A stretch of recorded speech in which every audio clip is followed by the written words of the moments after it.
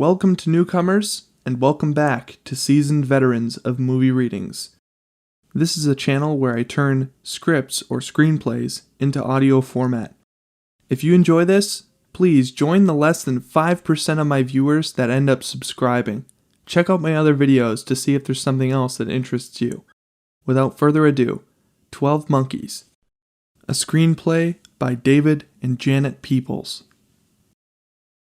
Close on a face, a 9-year-old boy, young Cole, his eyes wide with wonder, watching something intently. We hear the sounds of the PA system droning flight information, mingled with the sounds of urgent shouts, running feet, and exclamations. Young Cole's point of view. 20 yards away, a blond man is sprawled on the floor, blood oozing from his gaudy Hawaiian shirt. A brunette in a tight dress, her face obscured from young Cole's view, rushes to the injured man, kneels behind him, ministering to his wound. We angle on young Cole, flanked by his parents, their face out of view as they steer him away. "Come on, son, this is no place for us." Young Cole resists momentarily, mesmerized by the drama. From his point of view, intermittently visible through a confusion of figures rushing through the foreground, the blond man reaches up and touches the cheek of the kneeling brunette in a gesture of enormous tenderness, a gesture of farewell, while the PA system continues in its monotonous monotone. Flight 784 for San Francisco is now ready for boarding at inmate number 66578, Greeley. We cut to a prison dormitory sometime in the future. Eternal night. Number 5429, Garcia. Number 87645, Cole. Cole, late 30s, dark hair, comes awake in a bunk cage, one of many, stacked 4 high, along both sides of a long, dim corridor. He blinks in the near dark, shaken, disoriented. Then, as he recovers from his very vivid dream, we get our first look at his environment. A windowless underground world of eternal night, sometime in the future, an almost colorless reality of blurred edges and echoey sounds, much more dreamlike than his dream was. Flashlights glare. In the half-light, Cole sees spooky figures, guards, moving along the locked bunk cages. Cole turns and whispers to the occupant in the next cage, Jose. "Sst! Jose! What's going on?" Jose's face is almost lost in shadow. What there is of it is youthful. He's just a scared Puerto Rican kid. "Volunteers again." Jose immediately rolls over and feigns sleep as Scarface, a menacing guard with a jagged scar running down his cheek, looms close to Cole's cage and unlocks it. "Volunteer duty." The prisoners in the other cages watch silently with narrow eyes. "I didn't volunteer." "You causing trouble again?" Cole controls his temper. "No trouble." Cole is alone in an equipment room, struggling to get on what looks like a spacesuit, in a room where suits hang like ghosts with blank eyes. Cole has the torso of the suit on, and he's now trying to close it. "All openings must be closed." Cole looks for the source of the voice, a tiny grate in the wall. "If the integrity of the suit is compromised in any way, if the fabric is torn or a zipper not closed, readmittance will be denied." Cole, wearing a spacesuit and a helmet with a plastic visor, steps into a tiny chamber, a kind of airlock. The heavy door clangs shut behind him. He's alone. Cole's breath comes quicker now as he sucks oxygen from an air tank on his back. On the opposite wall is another door with a huge wheel lock. Cole turns the heavy wheel, opens the door, and steps through it. Cole is in an ascending elevator that groans and creaks. He looks down at the crudely drawn map he holds in his gloved hand. The map shows a series of tunnels and ladders. Cole pans a flashlight, probing the filthy sewer he's wading through. Rats flee the blade of light, scurrying across islands of rusting junk. The flashlight beam settles on a ladder mounted in the wall. Reaching the rusted ladder, Cole starts to climb awkwardly. A scraping noise comes from the street as a heavy manhole cover is pushed up and moved aside. Cole's helmeted head emerges from below. Cole's point of view through his plastic-visored helmet, a city in moonlight. A surreal image of abandoned buildings. No people anywhere. The only sounds are the wind and Cole's breathing. Cole's light reveals abandoned vine-colored automobiles. Moving to the nearest car, Cole searches in the vines for something. He finds it, an insect. He takes the bug in his gloved hand. He clumsily inserts it into a collection tube. Something makes him turn. There's something across the street in the dark. Something alive. Cole points his flashlight and reveals a bear. Startled by the light, the animal blinks, then stands on its rear legs and roars. Angle on Cole, staring wide-eyed. Then the bear sinks down onto all fours, trying to avoid the flashlight. It pads quickly down the street. Using the flashlight to see, Cole reaches down to the cracked floor in a subterranean parking garage and gets another specimen. This time, dog shit. The only sound is Cole's labored breathing. Then, a different sound. A dog.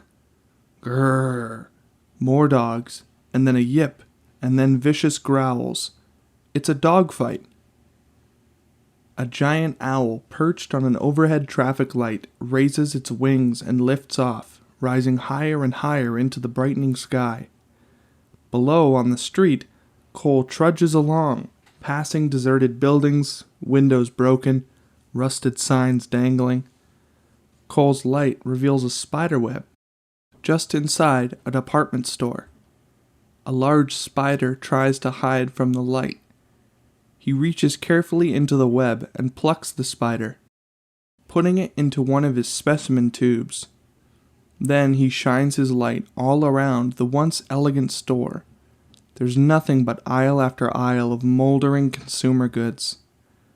As Cole comes out of the store, the first rays of sun hit the building. Cole stops and squints into the light through his visor. Spray painted on the wall, a long time ago, is a stenciled logo of 12 monkeys holding hands in a circle. Over it is written, "We did it." Cole looks up. High up on the building across the street, a lion patrols a ledge, pauses, and looks out majestically over his world. Roaring water, powerful torrents gushing from nozzles in the wall, pummel the still-suited Cole, back underground, in the decontamination chamber. Stark naked and shivering, Cole is being scrubbed with brushes on long poles, the ones used to wash cars, wielded by two hulking figures in bulky decontamination suits, their personas lost in their windowed masks. It's a grim scene in a grim cement room, filled with damp, dripping walls. From an unseen source comes an amplified voice. "Raise your arms above your head."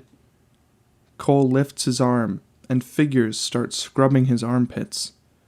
Still naked, Cole is seated on a stool, while a masked technician in a less elaborate, less bulky decontamination outfit draws blood from Cole's arm with an old-fashioned hypodermic needle. Cole glances towards a single, nearly opaque window of thick plastic in the rusty iron wall. Vague figures seem to lurk behind the translucent aperture, studying him. The technicians slip the blood sample through a slot in the wall. Ushered in by 2 guards, Tiny and Scarface, Cole looks around the engineering office. Whales hidden by old headlines, articles, maps, charts, a blackboard covered with elaborate, sophisticated formulas. Surfaces heaped with cracked monitors, jerry-rigged computers held together with string, lasers lost in tangles of cable, ancient tube amplifiers, a dilapidated cardboard reconstruction of a city, stacks of moldering books and tattered computer printouts, and seated at a long conference table, staring at Cole, are 6 scientists. Astrophysicist, engineer, botanist, microbiologist, zoologist, and a geologist. They represent a modern science where brilliant new ideas interfere with crude, outdated, patched-together technologies. James Cole, cleared from quarantine. Thank you. You 2 wait outside. He's got a history, Doctor. Violence. Cole's eyes return to the walls. The headlines say, clock ticking, no cure yet. Antisocial 6, doing 25 to life. I don't think he'll hurt us. You're not going to hurt us, are you, Mr. Cole? Cole's head turns quickly to the engineer. No, sir. The guards exchange a look, shrug, exit, and close the door. Why don't you sit down, Mr. Cole? Cole goes to the empty chair at the conference table and sits down. We want you to tell us about last night. I went to the surface and I collected specimens like I was told. The scientists don't say anything. They just study him carefully. Oh, I mashed the spider, didn't I? We'll get to the spider later, Mr. Cole. Right now, we want to know everything that you saw. Cole, starting to look very tired now, an hour later, stands at the blackboard, sketching a detailed map of exactly where he was last night. Where you collected sample number 4. What street was that? It's important to observe everything. I think it was 2nd Street, I'm sure. As the scientists start to whisper animatedly among themselves, Cole's eyes drift across a newspaper clipping taped to the wall. One headline says, Virus mutating. Another features an old man, Dr. Mason. We will see him again later on. And the words, Scientist says it's too late for a cure. Close your eyes, Cole. Cole closes his eyes obediently. Blackness. Like Cole, we see nothing, but we hear their voices. Tell us in detail what you've seen in this room. This room? How many of us are there? 6. 7 if you count me. Tell us about the pictures on the wall. You mean the newspapers. Tell us about the newspapers. Can you hear my voice? What do I look like? What does he look like? The man who just spoke. How old were you when you left the surface? The voices blur into a cacophony and fade into the drowning PA system at the airport. We're in the dream again, but at an earlier moment. Young Cole, flanked by his parents, whose faces are out of view, is watching a plane land through one of the big glass windows that lines the concourse leading to the departure gates. Flight 784 now boarding at the gate. Suddenly a shout, followed by raised voices, interrupts the monotonous airport routine. As young Cole and his parents turn to see what's going on, a man we'll call Mr. Ponytail, his face averted, hurries past them, bumping young Cole with the Chicago Hulls sports duffel bag. Watch it! Young Cole sees little more than the gaudy pants, the duffel, the man's ponytail flopping as he rushes toward the gate. Just then, a woman's voice cries out, "No!" Young Cole turns back toward the security checkpoint just as the travelers scatter madly, some diving to the floor, others running. A terrified traveler, hitting the floor close by, looks up at young Cole with panicky eyes and asks, "Just exactly why did you volunteer?"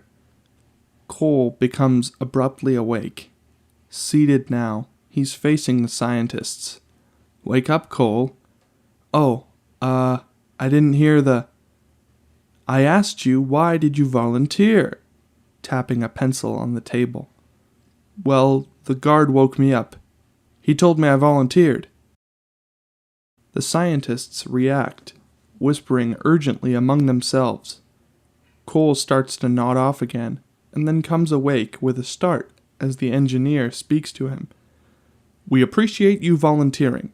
You're a very good observer, Cole." Thank you." "You'll get a reduction in sentence." Cole keeps his face impassive. "To be determined by the proper authorities." "You don't want to jeopardize that reduction, do you, Cole? Have it taken away?" "No, sir. We have a very advanced program, something very different, requiring very skilled people. An opportunity to reduce your sentence considerably, and possibly play an important role in returning the human race to the surface of the earth. We want tough-minded people, strong mentally. We've had some misfortunes with unstable types. For a man in your position, an opportunity. Not to volunteer could be a real mistake." Tapping his pencil again. "Definitely a mistake." Cole gives nothing away. He's in a box here. He has no choice. He stares at the tapping pencil. A striking real world of brilliant colors in an art gallery. Extravagant paintings adorn the wall. A poet, tiny and ruddy-faced, squints over his glasses as he reads in a booming voice to an audience of 30, seated on folding chairs. "Still among the myriad microwaves, the infrared messages, the gigabytes of ones and zeros, we find words, infinitesimally small, bite-sized now, tinier even than science, lurking in some vague electricity where, if we listen, we can hear the solitary voice of that poet telling us, we are no other than a moving row of magic shadow shapes that come and go, round with the sun-illuminated lantern, holed in midnight by the master of the show." As the poet reads, we study the audience, mostly yuppie culture junkies or bohemians. Among them, a light-haired woman of 28, soberly dressed, wearing glasses. She is Catherine Raleigh, and it's her beeper that suddenly beeps. Beep, beep, beep. The moving finger writes, and having writ, moves on. Nor all your piety, nor writ shall lure it back to cancel half a line, nor all your tears wash out a word of it. Beep, beep. Scowling at the outrageous interruption, the poet looks up from the text just as Raleigh, tumbling, shuts off the beeper, rises, embarrassed. As she makes her way to an exit, the glaring poet continues. Yesterday this day's madness did prepare, tomorrow's silence, triumph, or despair. Drink, for you know not whence you came nor why. Drink, for you know not why you go nor where. Detective frankly leads Raleigh past crowded holding cells. So they get here and they ask the guy real nice for some ID, and he gets agitated, starts screaming about viruses. Totally irrational, totally disoriented, doesn't know where he is, what day it is, all that stuff. All they got was his name. They figured he's stoned out of his mind, some kind of psychotic episode, so they're gonna bring him. He's been tested for drugs? Negative for drugs, but he took on 5 cops like he was dusted to the eyeballs. No drugs, you believe that? Frankie pauses. indicating a tiny observation window of thick meshed glass in an otherwise solid door. Raleigh looks through it. Raleigh's point of view through the window. A man, his back to her, in a straitjacket and prison denims, examining the wall of the padded cell with the distorted intensity of a mental case.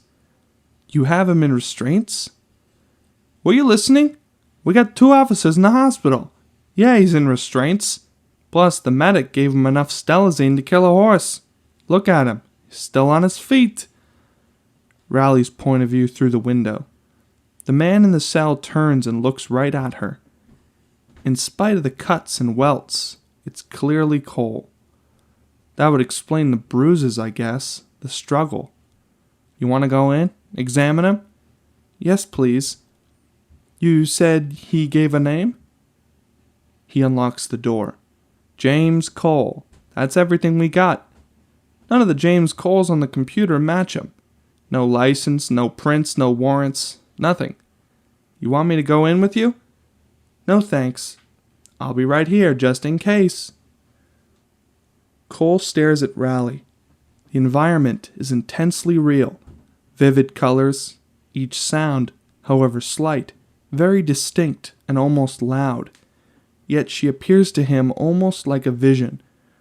Mr. Cole, my name is Dr. Raleigh. I'm a psychiatrist. I work for the county. I don't work for the police. My only concern is your well-being. Do you understand? I need to go now. I'm going to be completely honest. I'm not going to lie to you. I can't make the police let you go, but I do want to help you, and I want you to trust me. Can you do that, James? May I call you James? James? Nobody ever calls me that. She frowns and studies him. Have I seen you someplace? Have you been a patient at county? No, not possible. Listen, I have to get out of here. I'm supposed to be getting information. What kind of information? It won't help you. You can't do anything about it. You can't change anything. Change what? I need to go. Do you know why you're here, James? Because I'm a good observer. Because I have a tough mind. I see. You don't remember assaulting a police officer or several officers? They wanted identification. I don't have any identification. I wasn't trying to hurt them. You don't have a driver's license, James? Or a social security card? No. Why not? Most people have some ID. You wouldn't understand. You've been in an institution, haven't you, James? A hospital? I have to go. A jail? A prison? Underground. Hiding? I love this air. This is wonderful air. What's wonderful about the air, James? It's so clean. No germs. You're afraid of germs? I have to go. Why do you think there aren't any germs in the air, James? This is April, right? July. July? Do you know what year it is? What year is it? What year do you think it is? 1995. You think it's July of 1995? That's the future, James. Do you think you're living in the future? No, 1995 is the past. 1995 is the future, James. This is 1989. Cole looks stunned.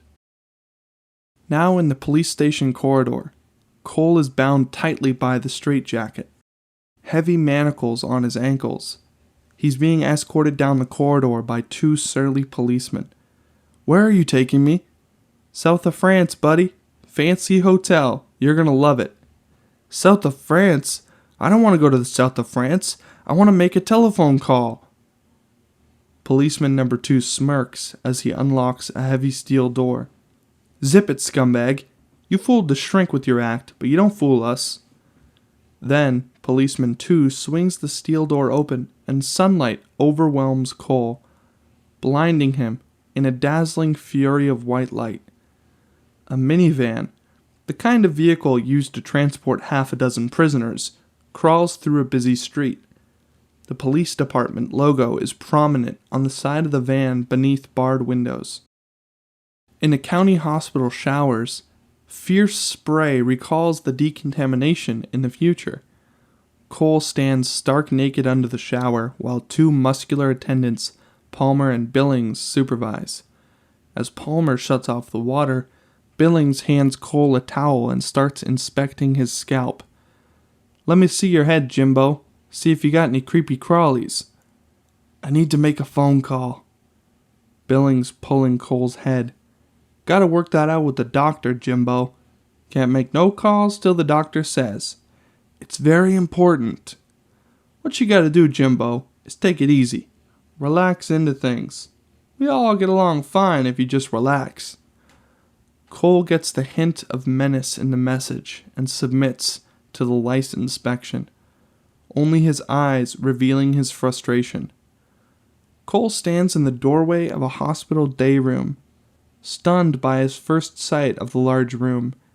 His eyes go to the heavily grilled windows where light pours in from the outside, to the TV where a cartoon commercial makes raucous noises. Patients in Kmart street clothes or ratty robes stare gloomily at the TV or play cards. They pace or they just stare blankly. Billings is at Cole's side, beckoning to a patient, Jeffrey Mason, a 20-year-old white youth dressed in khakis and a plaid shirt. "Jeffrey, yo, Jeffrey, this here's James. Why don't you show James around? Tell him the TV rules. Show him the games and stuff, okay?" "How much you gonna pay me? Huh? I'd be doing your job." $5,000, my man. That's enough? I'll wire it into your account as usual, okay? Okay, Billings, 5,000. That's enough. $5,000. I'll give him the deluxe mental hospital tour. As Billings walks away chuckling, Jeffrey turns to Cole. Kids around. Makes him feel good. We're all pals. We're prisoners. They're the guards. But it's all in good fun, you see? Cole nods, and Jeffrey indicates card tables where patients are playing cards, checkers, chess, or working on jigsaw puzzles. Here's the games. Games vegetize you. If you play the games, you're voluntarily taking a tranquilizer. Cole sees a partially completed puzzle of a well-known painting, The Peaceable Kingdom, depicting a serene world of animals in harmony. What do they give you? Thorazine? How much? Learn your drugs. Know your doses. I need to make a phone call. Telephone call? That's communication with the outside world. Doctor's discretion. Hey, if all these nuts could just make phone calls, it could spread. Insanity oozing through telephone cables, oozing into all the ears of the poor sane people, infecting them. Wackos everywhere, a plague of madness. Suddenly sly and confidential. In fact, very few of us here are actually mentally ill. I'm not saying you're not mentally ill. For all I know, you're crazy as a loon. But that's not why you're here. You're here because of the system, because of the economy. That's the TV. It's all right there. Commercials. We are not productive anymore. They don't need us to make things anymore. It's all automated. What are we for then? We're consumers. Okay, buy a lot of stuff, you're a good citizen. But if you don't buy a lot of stuff, you know what? You're mentally ill. That's a fact. If you don't buy things, toilet paper, new cars, computerized blenders, electronically operated sexual devices, screwdrivers with miniature built-in radar devices, stereo systems with brain-implanted headphones, voice-activated computers, and... A woman orderly, Terry, turns from the feeble patient she's helping. Take it easy, Jeffrey. Be calm. Abruptly, Jeffrey stifles his hysteria. He takes a deep breath and continues, completely calm now. But Cole isn't listening. He's mesmerized by the TV. So if you want to watch a particular program, say All My Children or something, you go to the charge nurse and tell her what day and what time the show you want to see is on. But you have to tell her before the show is scheduled to be on. There was this one guy who was always requesting shows that had already played. He couldn't quite grasp the idea that the charge nurse couldn't make it be yesterday for him. Take you back in time. What a fruitcake. This last thought actually penetrates Cole's focus on the TV. He turns to Jeffrey, who's picking up speed again. Seriously, more and more people are being defined now as mentally ill. Why? Because they're not consuming on their own, but as patients. They become consumers of mental health care. And this gives the so-called sane people work. Woo! Shock therapy, group therapy, hallucinations, therapeutic drugs, iggity-diggity-doo. Perfect. The system in harmony like a big machine. That's it, Jeffrey. You're gonna get a shot. I warned you. Right. Carried away. I got carried away, explaining the workings of the institution. Just then, T.J. Washington, a somber-looking African-American in a bathrobe, taps Cole on the shoulder. I don't really come from outer space. This is T.J. Washington, Jim. He doesn't really come from outer space. Don't mock me, my friend. It's a condition of mental divergence.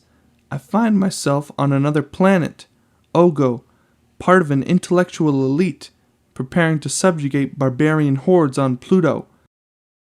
But even though it's totally convincing reality in every other way, I can breathe, feel, hear. Nevertheless, Ogo is actually a construct of my psyche. I am mentally divergent in that I am escaping certain unnamed realities that plague my life here. When I stop going there, I will be well. Are you also divergent, my friend? The PA system interrupts, startling Cole. James Cole, report to staff, James Cole. Staff! Woo! Time for staff! Now the geniuses cure you! Hallelujah! Cole is agitated and speaking forcefully in the psych ward conference room. This is a place for crazy people! I'm not crazy! Raleigh, 4 other psychiatric residents, including Raleigh's best friend, Mary Lou Martin, and their chief, Dr. Owen Fletcher, sits around a beat-up conference table watching Cole, who sits facing the doctors, with Billings looming behind him. Some of the doctors bear a strong resemblance to the scientists of the future. We don't use the term crazy, Mr. Cole. Well, you've got some real nuts in here. Listen to me, all of you. I have to tell you something that's going to be difficult for you to understand, but... James, please. These are all doctors. We want to help you. Mr. Cole, last night you told Dr. Raleigh you thought it was 1995. How about right now? Do you know what year it is right now?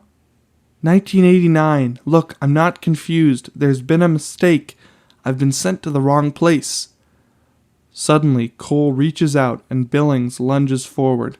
But Cole is just grabbing a pad and pencil. Hey, I'm not going to hurt anybody. Fletcher restrains Billings with a hand signal. Do any of you know anything about the Army of the 12 Monkeys? They paint this. They stencil it on buildings all over the place. Cole waves a sketch of the dancing monkey logo we saw earlier. Mr. Cole. Right. I guess you wouldn't. This is 1989. They're probably not active yet. That makes sense. Okay, listen to me. 3 billion people died in 1995. 3 billion. You got that? Almost the whole population of the world. Only about 1% survived. Doctors exchanged knowing looks. This is an old story, apparently. Are you going to save us, Mr. Cole? Save you? How can I save you? It already happened. I can't save you. I'm simply trying to get some information for people in the present, so that someday... You don't believe me. You think I'm crazy. I'm not crazy. I'm a convict, sure. I have a quick temper. But I'm as sane as everyone in this room. Cole stops and sees Dr. Fletcher tapping his pencil. He's seen this tapping before in the future. It disorients him. Can you tell us the name of the prison you've come from? Cole doesn't answer. He's staring at the tapping pencil. Does this bother you, Mr. Cole? Cole recovers with new tack. No, look, I don't belong here. What I need to do is make a phone call to straighten everything out. Who would you call, Mr. Cole? Who would straighten everything out? Scientists. I'm supposed to report to them. They'll want to know that they sent me to the wrong time. So you could talk to these scientists and they do what? Send you to the future? No, I can't talk to them. It's called voicemail. I'm supposed to leave messages, and they monitor it from the present. From the present. We're not in the present now, Mr. Cole. No, this is the past. This has already happened. Listen, Mr. Cole, you belong in 1995. That's the present. Is that it? No, 1995 is the past, too. Look, these scientists, Mr. Cole, are they doctors like ourselves? Two of the residents exchange quick, knowing looks. No, I mean yes, but look, I've been given a lot of drugs, but I'm still perfectly lucid. You have to let me use the phone. One call. Cole looks desperately towards Raleigh, pleading eyes meeting hers. 4 little kids scream and squabble while the phone chirps insistently in the tiny, cluttered apartment, and a harried mother lunges for the phone and answers sharply. Yes? He listens, frowns, and then, what? Voicemail? I don't know what you're talking about. Is this a joke? I don't know any scientists. James who? I never heard of you. The mother slams down the phone. A dismayed Cole still has the receiver in his hand. Sympathetically, Raleigh takes it away from him. It wasn't who you expected? Cole is clearly agitated and starts to pace. Is he nuts? It was some lady. She didn't know anything. Perhaps it was the wrong number. No, that's the reason they chose me. I remember things. Raleigh frowns, studying the distracted man with intense interest. It's clear that Cole is becoming a special patient, and Raleigh's cold, detached demeanor is giving way, ever so slightly. James, where did you grow up? Was it around here, around Baltimore? What? I have the strangest feeling I've met you before, a long time ago, perhaps. Were you ever... Wait, this is only 1989. I'm supposed to be leaving messages in 1995. That's not the right number yet. That's the problem. Damn! How can I contact them? Raleigh recovers her distance, her poise. As she takes a bottle and pours out some tablets, she hands them to Cole. James, take these. Watching him step back. Please. I helped you like I said I would. Now I want you to trust me. The airport concourse in the dream. Mr. Ponytail races past the startled young Cole. Watch it! Was it Jeffrey wearing gaudy pants and a ponytail? It was definitely Jeffrey's voice. Travelers dive for cover as a woman's voice cries out, No! The terrified traveler looks up at young Cole and makes eye contact, but doesn't speak. The terrified traveler looks a lot like Dr. Fletcher. Just then, young Cole is distracted by a running figure. It's the blond man in the Hawaiian shirt, but he's not injured. He's sprinting toward the gate, glancing back over his shoulder, his mustache slightly askew. A sharp crack of a gunshot rings out, and then dazzling light, and everything goes white. Cole's eyes blink awake, blinded by a flashlight. He's lying in one of 30 beds in a darkened ward, disoriented. Which world is this? The room is full of breathing and snoring. Occasional moans. He can barely discern the shadowy figures of an orderly and a nurse making their rounds, checking each bed. His eyes adjusting to the darkness. Cole watches them exit. He turns and sees a patch of moonlight coming in a barred window. With a quick glance at the sleeping patients, he slips out of bed and makes his way stealthily to the window. He peers out. The moon, glowing in the sky, illuminating a single tree. Under the tree, in silhouette, a couple embraces and kisses. Angle on Cole, looking out the window, absorbed. It won't work. You can't open it. Alarmed, Cole turns and sees Jeffrey in the next bed. You think you can remove the grill, but you can't. It's welded. Cole checks the grill anyway. See? I told ya. And all the doors are locked too. They're protecting the people on the outside from us. But the people on the outside are as crazy as us. Cole has become preoccupied with a small spider creeping along the windowsill. He's staring at it when he's distracted by a sudden sound. Grabbing the spider, Cole scrambles back into bed just as the door opens and an orderly probes the dark room with the blade of his flashlight. Cole in bed, feigning sleep. The flashlight clicks off and Cole hears the door close. For a long moment, the ward is silent except for breathing, snoring, and the occasional moan. Then, Cole hears Jeffrey's hoarse whisper, picking up right where he left off. You know what crazy is? Crazy is majority rules. Take germs, for example. Although Cole is preoccupied with the spider struggling to get out of his fist, he can't help reacting to the word germs. Germs? In the 18th century, there was no such thing. Nobody ever imagined such a thing. No sane person, anyway. Along comes this doctor. Semmelweis, I think. He tries to convince people, other doctors mostly, that there are these tiny invisible bad things called germs that get into your body and make you sick. He's trying to get doctors to wash their hands. What is this guy, crazy? Teeny tiny invisible whatchamacallem germs? As Jeffrey warms to the subject, getting excited, Cole tries to figure out where to put the spider. So cut to the 20th century, last week in fact, right before I got dragged into this hellhole. I ordered a burger at this fast food joint. The waiter drops it on the floor. He picks it up, wipes it off, and hands it to me, like it was all okay. No alternative. Cole pops the spider in his mouth and swallows it as Jeffrey prattles on. What about the germs, I say? He goes, I don't believe in germs. Germs are just a plot they made so they can sell you disinfectants and soap. Now he's crazy, right? Hey, you believe in germs, don't you?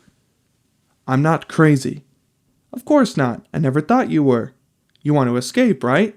That's very sane. I can help you. You want me to, don't you? Get you out? If you know how to escape, why don't you? Why don't I escape? That's what you're going to ask me, right? 'Cause I'd be crazy to escape. I'm all taken care of, see? I've sent out word. What does that mean? I've managed to contact certain underlings, evil spirits, secretaries of secretaries, and assorted minions who will contact my father.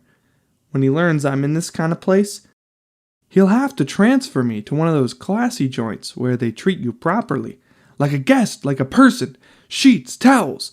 Like a big hotel with great drugs for the nutcase, lunatic, maniac devils. Patients are waking up as the nurse and 2 orderlies burst into the dorm and head straight for Jeffrey, who's struggling to calm himself. Sorry, really sorry. Got a little agitated. The thought of escaping crossed my mind, and suddenly I felt like bending the fucking bars back and ripping off the goddamn window frames and eating them. Yes, eating them and leaping. Cole watches the orderlies grab Jeffrey and haul him away. You dumb assholes! I'm a mental patient. I'm supposed to act out. Wait till you morons find out who I am. My father's going to be really upset, and when my father gets upset, the ground shakes. My father is God. I worship my father. We angle on the TV screen, a video image of a lab monkey, convulsing pathetically, a victim of shocks of the numerous wires attached to his tiny restrained body. We angle on Cole, sitting, writing intensely in a magazine with crayon, surrounded by dull-eyed patients in pajamas and ratty robes, staring at the shuddering lab monkey on the TV screen. Torture! Experiments! We're all monkeys! Cole looks up, startled, as Jeffrey, one eye bruised black, takes the seat next to him. They hurt you. Not as bad as what they're doing to Kitty. The TV now shows a laboratory cat turning in mad circles, eating its own tail, while a news reporter narrates. These videotapes were obtained by animal rights activists who worked underground as laboratory assistants for several months. Authorities say there is little they can do until... The video footage now shows lab workers watching the results of their experiments passively. Cole reacts angrily. Look at those assholes! They're asking for it! Maybe people deserve to be wiped out. Jeffrey is startled and turns. Wipe and cut the human race. That's a great idea, but it's more of a long-term thing. Right now, we have to focus on more immediate goals. I didn't say a word about you know what. What are you talking about? You know, your plan. As Cole stares, befuddled, Jeffrey sees Cole's magazine. What are you writing? You a reporter? He shields the magazine. It's private. A lawsuit? You gonna sue him? Just then, Billings looms over Cole, extending a cup full of pills. Yo, James, time to take your meds. A commercial plays on the TV 30 minutes later. A beautiful couple romps in the surf in slow motion, while an eager narrator encourages, take a chance, live the moment, sunshine, gorgeous beaches, the Florida Keys. Cole, now very drugged, seated in front of the TV, along with other patients staring at the screen, shows a picture of the Marx Brothers.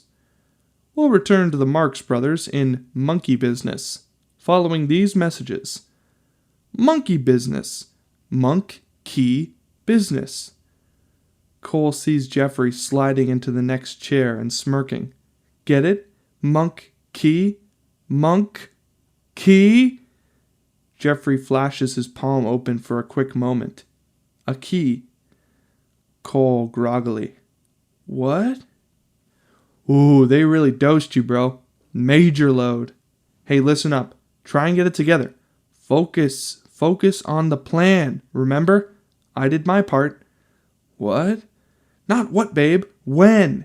When? Presses the key into Cole's hand. Now! Let us guide you to the stocks and bonds that will enhance your portfolio. Jeffrey leaps to his feet. Yes! Buy now! Buy now! Stocks and bonds! No more monkey business! Buy now! Almost mimicking Jeffrey with an ad, a bull and a bear on a computer screen, showing stock prices fluctuating. A portfolio tailored to your specific needs and the needs of your loved ones. We angle on Cole, dumbfounded, watching Jeffrey dance crazily. Yes! Yes! Enhance your portfolio now! We angle on Billings, across the ward, reacting to Jeffrey. He lets go of the old man he's helping, as another orderly, Terry, presses a beeper, calling for help. Cole is flabbergasted as Jeffrey cavorts around the room. Buy, sell, seize the opportunity! We see a hand inserting the last piece into the Peaceable Kingdom jigsaw puzzle. Just then, Jeffrey's hand sweeps the puzzle off the table, scattering it into 1,000 pieces. Jeffrey dances away while the patient, who just completed the puzzle, stares very upset. Other patients are getting agitated too, as Jeffrey avoids a lunge by Billings and dances off, using other patients as a shield. I'm getting dizzy. Please make him stop. Here they come. They're coming. $500. I got $500. I'm insured. Opportunity.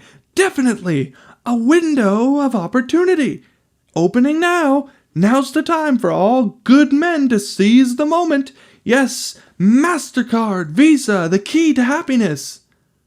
We angle on Cole, realizing through the haze of drugs that Jeffrey is trying to send a message to him. Cole looks at the ward door. The ward door opens and 2 husky orderlies enter.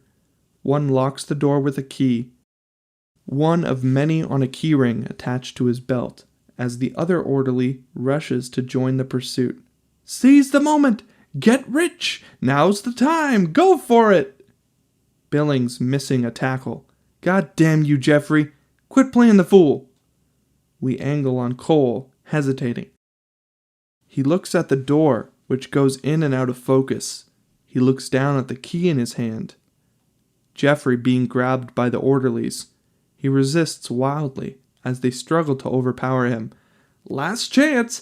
Last chance! Hey! Ow!" Cole moves to the door. He reaches it and tries to insert the key into the lock. The key keeps missing the hole. He glances nervously over his shoulder. The orderlies swarm over Jeffrey, but don't notice Cole. He manages to insert the key, but it won't turn. A patient close at hand stares at Cole and speaks into his ear. "Place to go would be Florida. The keys are lovely this time of year." Cole is unnerved, desperately trying to get the key again. It turns. "Be careful. J. Edgar Hoover isn't really dead." Cole pauses and stares, not understanding. Then he opens the door. Stepping through the door, he finds himself in an ante-room, facing several elevators. A uniformed security man sitting at a nearby desk doesn't even look up from the magazine he's reading. Barely daring to breathe, Cole steps toward the elevator, so his back is to the security man. But he doesn't know how to control the elevator. What should he do? "2's not working today. Use 1. Cole freezes and sneaks a glance over his shoulder. The security man continues on reading. He's a big guy with reading glasses perched on his nose. He looks exactly like the menacing guard in the future, Scarface. Cole is stunned. Just then, an elevator door slides open. The elevator is empty. The door closes, isolating Cole inside. Cole finds the down button and is about to push it when the elevator springs to life. The numbers on the indicator over the door start to rise. Then it stops and the doors open. 2 doctors and an aide stand in front of the door waiting. They look at him. They seem to expect him to exit. Avoiding eye contact, Cole exits the elevator.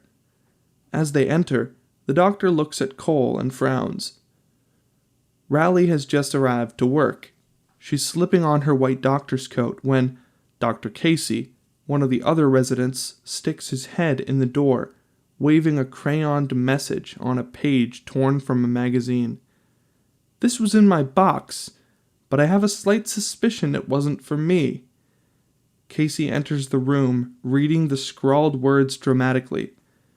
"You are the most beautiful woman I have ever seen. You live in a beautiful world, but you don't know it. You have freedom, sunshine, and air you can breathe.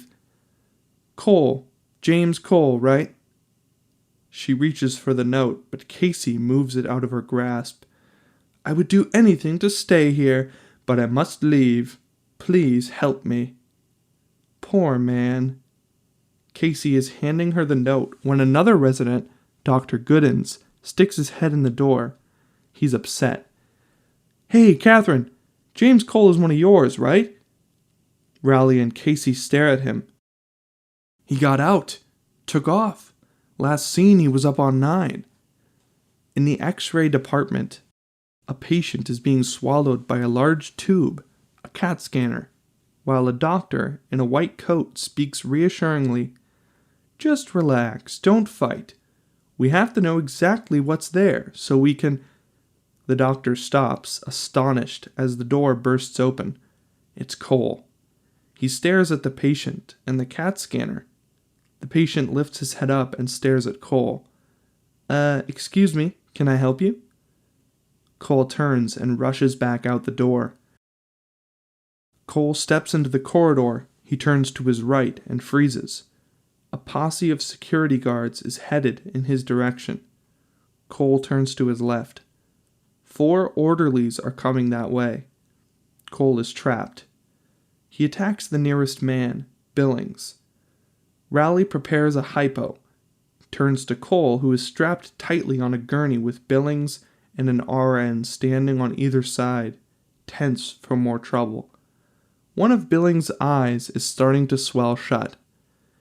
"It's just a shot to calm you." "No more drugs, please." "I have to do this, James. You are very confused." Raleigh pushes the needle into Cole's skin. Dr. Fletcher in the conference room, Raleigh across the table. Dr. Casey, Dr. Goodens, and Dr. Marilou Martin are also there. "Don't be defensive, Catherine. This isn't an inquisition." "I didn't think I was being defensive. I was just—" "He should have been in restraints. It was bad judgment on your part, plain and simple. Why not just cop to it?" "Okay, it was bad judgment, but I have the strangest feeling about him. I've seen him somewhere." "2 policemen were already in the hospital. Now we have an orderly with a broken arm and a security officer with a fractured skull." "I said it was bad judgment. What else do you want me to say?" "You see what I mean? You're being defensive. Isn't she being defensive, Bob?" Just then, Billings sticks his head in the door. Dr. Fletcher, we got another situation." Dr. Fletcher looks into an empty padded cell as Raleigh, Martin, Goodens, Billings, Palmer, and the nurse crowd behind him. "He was in full restraints. And the door was locked?" "Yes, sir. Did it myself." "And he was fully sedated?" "He was fully sedated." "Then you're trying to tell me that a fully sedated, fully restrained patient somehow slipped out of that vent, replaced the grill behind him, that he's wriggling through the ventilation right now?" Dr. Fletcher indicates an impossibly tiny vent high in the wall. Back inside of the dream, we see a 747 taking off through a glass window, climbing into the sky as the airport PA system drones. "Flight 784 to San Francisco, now boarding at gate 38. Young Cole, watching the 747, whirls at the sound of a commotion. Mr. Ponytail bumps him. The blonde man sprints past. A woman's voice calls out, "No!" Travelers dive for cover, briefly revealing the mysterious brunette running after the blonde man. But this time, Cole catches just a glimpse of her face. She looks a little bit like Raleigh, except for the dark hair and the makeup, the flashy earrings. She calls out, her voice blending weirdly with the PA system. "The Freedom for Animals headquarters now boarding on 2nd Avenue. The army of the 12 monkeys. Cole, you moron, wake up!" As Cole blinks awake, the digitized monotone of the PA system continues to drone in an unearthly voice. "They're the ones who are going to do it." Cole's eyes see the source of the sound and find it on the table, in front of the panel of disapproving scientists facing him. It's a beat-up old tape recorder. "I couldn't do anything more. The police are after me." The tape ends, runs off reel. Flap, flap, flap. "Well? What?" "He's drugged out of his mind. He's completely zoned out." "Cole, did you or did you not record that message?" That message? Me? It's a digital reconstruction of a message, Cole, from a weak signal on our contact number. Did you make that call?" "I couldn't call. You sent me to the wrong year. It was 1989. The scientists react, exchanging looks and whispers. "You're certain of this?" "What did you do with your time, Cole? Did you waste it on drugs, women?" "They forced me to take drugs." "Forced you? Why would someone force you to take drugs?" "I got into trouble. I got arrested. But I still got you a specimen. A spider. I didn't have any place to put it, so I ate it. It was the wrong year anyway, so I guess it doesn't matter."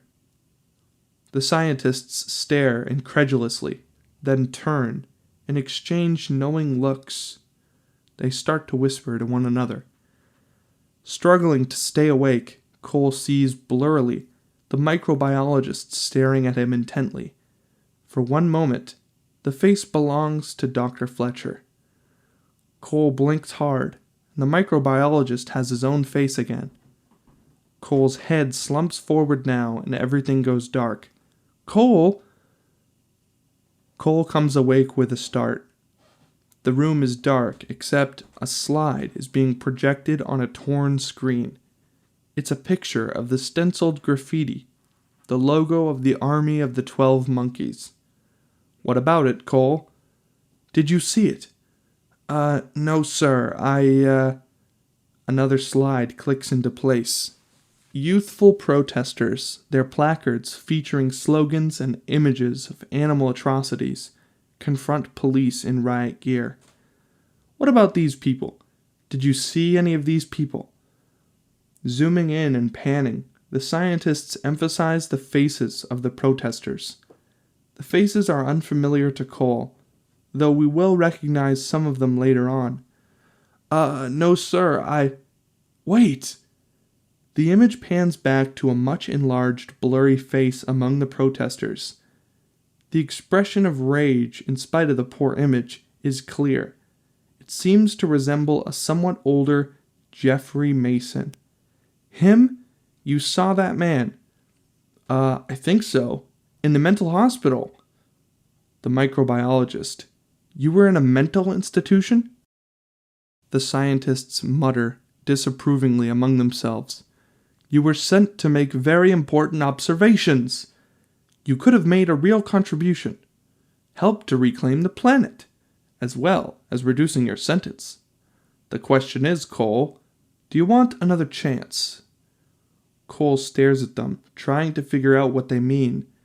The brunette runs up the concourse, her back to young Cole, as frightened passengers duck for cover, shouting. Hey, who's that?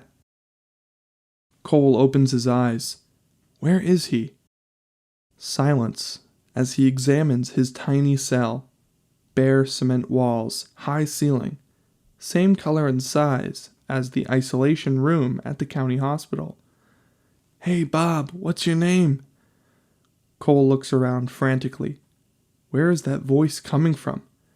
Maybe that tiny vent in the wall? Where are you? You can talk. What'd you do, Bobby boy? Volunteer? My name's not Bob. Not a problem, Bob. Where did they send you? Where are you? Another cell. Maybe. What do you mean, maybe? What's that supposed to mean? Maybe. Means maybe I'm in the next cell. Another volunteer like you. Or maybe I'm in the central office spying on you for all those science bozos. Or maybe I'm not even here. Maybe I'm just in your head. No way to confirm anything. Where'd they send you? Cole doesn't answer. Not talking, huh, Bob? That's okay, I can handle it. 1989. 89? How was it? Good drugs? Lots of pussy? Hey, Bob, you do the job? Did you find out the big info? Army of the 12 Monkeys? Where the virus was prior to mutation? It was supposed to be 1995. Science isn't an exact science with these clowns. You're lucky you didn't end up in ancient Egypt. Cole is strapped on a gurney. Scientists hover nearby, whispering. The walls of the gloomy chamber are damp and sweating. No mistakes this time, Cole. Stay alert. Keep your eyes open. Good thinking about that spider, Cole. Try to do something like that again. Just relax. Don't fight it. We have to know exactly what's there so we can fix it. The gurney is being wheeled onto a crudely welded steel tube, reminiscent of the CAT scanner in the county hospital. The last glimpse of anxious faces, and then the chamber door is clanged shut. Everything is black. A hum builds. The blackness vibrates. The hum reaches a deafening level, and then diminuendos. We begin to hear bursts of machine gun fire, voices shouting in French, a sudden huge explosion, and then drizzling rain and screams. Cole is in a deep trench, naked, eyes wide with terror. What's going on? Where is he? Soldiers in gas masks push urgently past him, rushing toward their injured comrades who have been ripped apart by a shell that just hit 15 yards away. Muffled voices shout through gas masks in French. Cole doesn't know it, but this is World War I. Suddenly, a sergeant confronts him, shouting in French, "Where's your mask? And your clothes? And your weapon, you idiot?" In French. What? What? Cole looks around desperately. A horribly wounded man is being stretchered past them in a narrow trench. Machine guns chatter close at hand. A grenade explodes. Reacting to the foreign word, the sergeant jams his bayonet into Cole's ribs. "Captain, a kraut! We've got a kraut!" In French. "I don't understand. Where am I?" The captain hurries over, snapping at Cole in German. "How'd you get here, soldier? What's your rank? Where are your clothes?" "I don't understand." He frowns. "German! Speak German! What are you doing here?" I gotta find him. I gotta find him. Please, you gotta help me." Cole turns and sees it's his friend Jose, the Puerto Rican kid from the next cell in the underground time.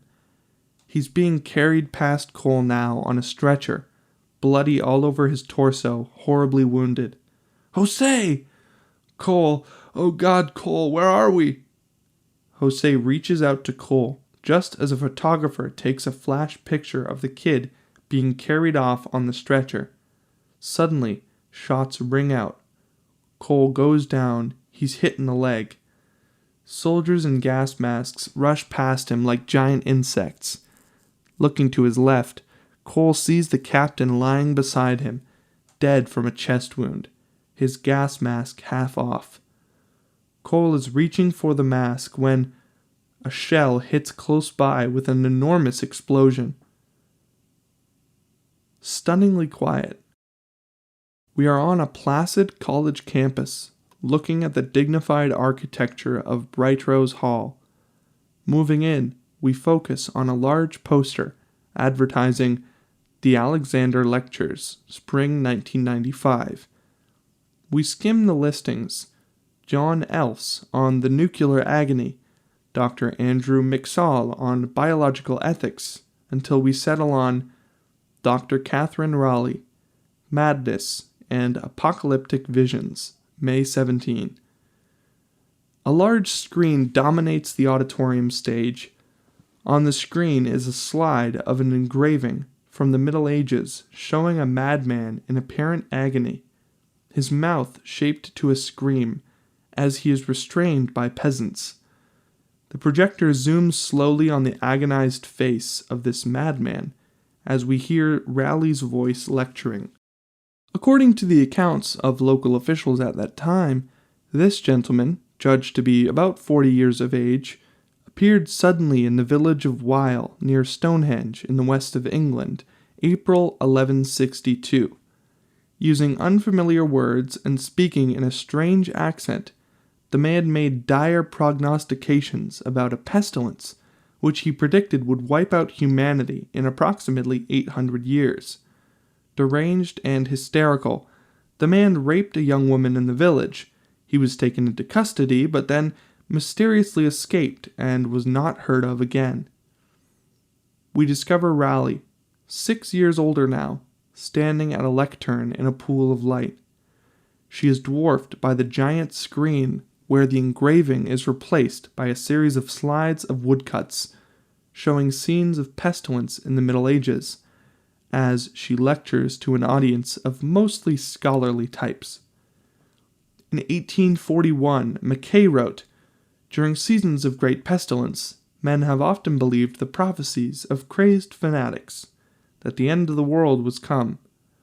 Obviously, this plague doomsday scenario is considerably more compelling when reality supports it in some form, whether it's the bubonic plague, smallpox, or AIDS. In addition to these natural contagions, There are now technological horrors as well. Besides radiation, consider our lurking fear of germ warfare and its close approximation, chemical warfare, which first reared its ugly head in the deadly mustard gas attacks of the First World War. On the screen, a series of slides show images of World War I soldiers in gas masks, death throes, etc. During an attack in the French trenches, October 1917, we have an account of this soldier. A slide of an old deteriorated photograph shows Jose, the Puerto Rican kid, strapped to the stretcher, being carried by soldiers through the trenches during an attack. Jose appears to be ranting madly as the projector zooms closer on his face until the image approximates Munch's famous painting.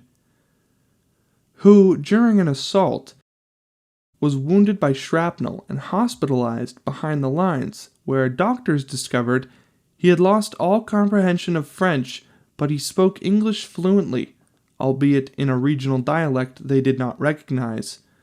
The man, although physically unaffected by the gas, was hysterical. He claimed he had come from the future, that he had been looking for a pure germ that would ultimately wipe mankind off the face of the earth in the year 1995. The audience gives a nervous chuckle. On the screen, a different old photograph of Jose. This time, he's in a military hospital, gaunt, haunted, very ill. Although seriously injured, the young soldier disappeared from the hospital before more data could be gathered. No doubt, he was trying to carry on his mission to warn others, substituting for the agony of war a self-inflicted agony we call the Cassandra complex. As Raleigh continues, we scan the audience and discover Mary Lou Martin, Raleigh's friend, Mary Lou's husband, Wayne Chang, both listening attentively. Further away, another man listens, intently. A man with shoulder-length, carrot-colored hair. His name is Dr. Peters. Cassandra, in Greek legend, you will recall, was condemned to know the future, but to be disbelieved when she foretold it. Hence the agony of foreknowledge, combined with the impotence to do anything about it. A stack of new books in a reception room an hour later. The Doomsday Syndrome, Apocalyptic Visions of the Mentally Ill, by Dr. Catherine Raleigh. Surrounded by enthusiastic members of the audience, Raleigh is seated at a table, signing books. But Dr. Peters has her ear. "I think, Dr. Raleigh, you have given your alarmists a bad name. Surely there is very real and very convincing data that the planet cannot survive the excesses of the human race, proliferation of atomic devices, uncontrolled breeding habits, the rape of the environment, the pollution of the sea, the land, the air. In this context, isn't it obvious that Chicken Little represents the sane vision, and Homo sapiens' motto, 'Let's go shopping,' is the cry of the true lunatic?" Dr. Peters smiles self-importantly at Raleigh as an elderly, disheveled professor elbows in front of him. "Dr. Raleigh, please, I wonder if you're aware of my own studies, which indicate that certain cycles of the moon actually impact on the incidence of apocalyptic predictions as observed in urban emergency rooms and..." As the professor babbles, Mary Lou Martin and her husband Wayne Chang appear and whisper, "You were great." "You're leaving?" "The reservation's at 9:30. It's getting late." "Please, Dr. Raleigh, please, this is very important." Wayne Chang checks the professor. "You sure you're going to be all right?" Raleigh smiles and checks her watch. "I'll be there in 20 minutes. Dr. Raleigh, I simply cannot understand your exclusions of the moon in relation to apocalyptic dementia." There's a full moon when she enters the parking lot. Colleagues in a Volvo pull out, calling congratulations to her. She waves back as she hurries to her black Acura, one of the last cars in the lot.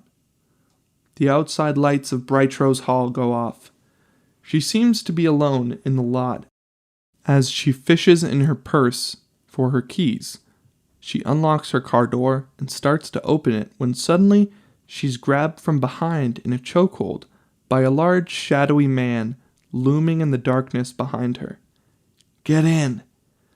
Unable to scream, she writhes and kicks as he forces her into the front seat. "I've got a gun." Raleigh freezes, terrified, as he opens the rear door and scrambles in behind her. Fighting to suppress the quaver in her voice, Raleigh says, "You can have my purse. I have lots of cash and credit." "Start the car." Glancing in the rear view, Raleigh sees penetrating eyes peering out of the shadows, but no other features. Half turning in the seat, she holds out the keys to him. "Here, you can have the keys, you can—" He grabs her hair and yanks her head back, speaking fiercely into her ear. His face is lost in shadow. "Start the car, now!" The engine starts, the Acura backs up, and then heads for the exit. Steering fearfully, Raleigh hears him speak more calmly now. "I don't want to hurt you, but I will. I've hurt people before when I had no choice. Turn left." As she makes the turn, Raleigh glances in the rearview mirror and sees him unfolding a tattered map. His face is lost in darkness, but she glimpses ragged, torn clothing. He tries to read the map by the intermittent glow of passing streetlights. "Where are we going?" "I need you to drive me to Philadelphia." "But that's more than 200 miles. "That's why I can't walk there. Turn here, I think." She obeys. She glances in the mirror again, hesitates, and then boldly switches on the dome light, holding her breath fearfully for his reaction. He grunts appreciatively. Relieved, she looks in the mirror again, trying to get a look at him, but now his features are concealed by the map. "If you make me go with you, it's kidnapping. That's a serious crime. If you let me go, you could just take the car and— I don't know how to drive." "We went underground when I was 9. I told you that." "When you come to the corner, turn right." Startled, Raleigh whirls and looks right at him. He's lowered the map. It's Cole, haggard, unshaven, and dirty. "Cole? James Cole. You escaped from a locked room 6 years ago." 1989. 6 years for you. Here's the sign, right here." Cole is indicating a freeway entrance. Raleigh turns the wheel sharply. The Acura veers up the ramp and onto the freeway. Raleigh glances in the mirror and sees Cole settling back wearily against the seat. She says carefully, "I can't believe this is a coincidence. Mr. Cole, have you been following me? You told me you'd help me. I know this isn't what you meant, but I was desperate. No money, bum leg, sleeping on the streets. I probably smell bad. I'm sorry about that. But then I saw your book in the store window with a notice about your lecture. I can read, remember?" "Yes, I remember." "Why do you want to go to Philadelphia?" "It's the next step. I checked out the Baltimore information. It was nothing. It's Philadelphia. That's where they are, the ones who killed everyone." Pointing suddenly, eagerly. "Is that a radio? Does it play music?" Raleigh turns on the radio, and immediately we hear the sound of surf and the cries of gulls, background to an oozing baritone commercial. "This is a personal message to you." Cole sits up, alert, listening intently. "Are you at the end of your rope? Are you dying to get away?" Cole's eyes narrow, concentrating on this personal message. "The Florida Keys are waiting for you." Cole frowns as the sound of the surf and the crying gulls fills the car. It's confusing. He blurts out, "I've never seen the ocean." Observing his confusion in the mirror, Raleigh assumes her professional tone. "It's an advertisement, Mr. Cole. You understand that, don't you? It's not really a special message to you. Cole frowns. He did think it was for him, but she's probably right. You used to call me James. You prefer that? James? You don't have a gun, do you? Everybody's got a gun in this city. He breaks off, reacting to the radio music. Fats Domino singing Blueberry Hill. Cole grins, mouth agape, eyes wide like a kid. Can you make it louder? I love hearing 20th century music and breathing air. As Rowley cranks up the volume, she watches the mirror incredulously, sees him stick his head out the window into the wind, mouth open, eating the air hungrily. Blueberry Hill blares as the Acura, Cole's head is out the rear window, zips past a sign at 65 miles per hour. The sign says, Philadelphia, 233 miles.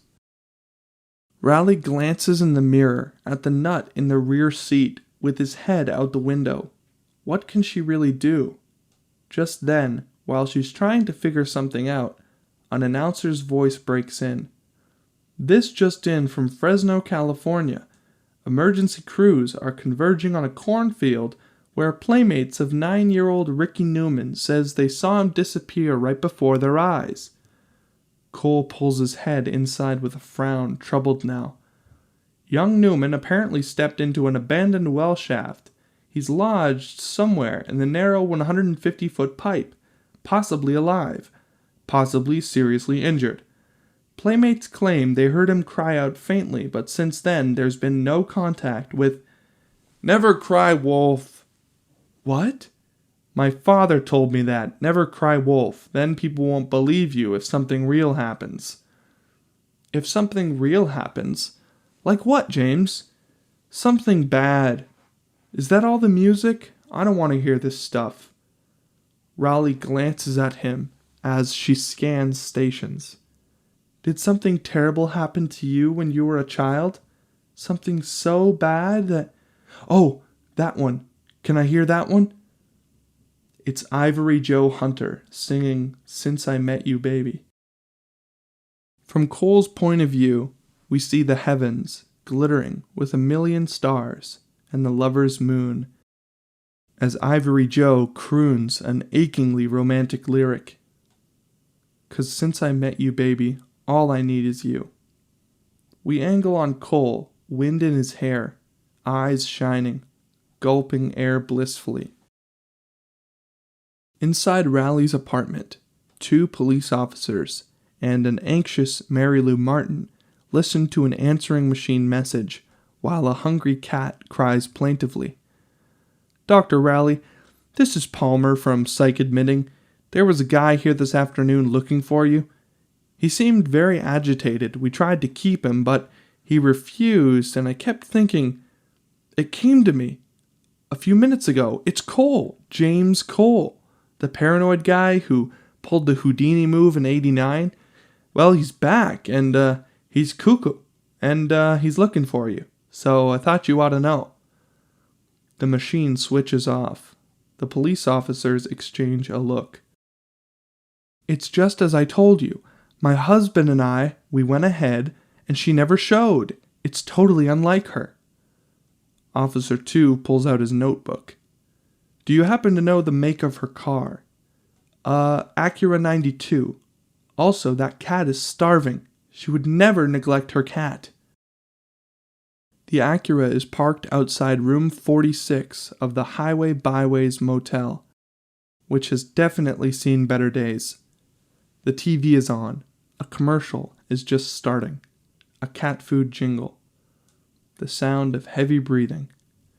Cole, sweating, breathing heavily, sprawled on one side of the double bed, sound asleep. In the dream sequence in the airport, a gunshot. Young Cole glimpses the blonde man staggering, wounded. The mysterious brunette races past him toward the blonde man, and young Cole again glimpses the resemblance to Rowley, in spite of the dark hair and the makeup and the flashy earrings. Close at hand, young Cole's father, his face still out of view, says, "Son, it's important for your cat to have the nourishment necessary for healthy bones and a rich coat." Cole comes awake with a start. He stares disoriented at the cat food commercial on the TV.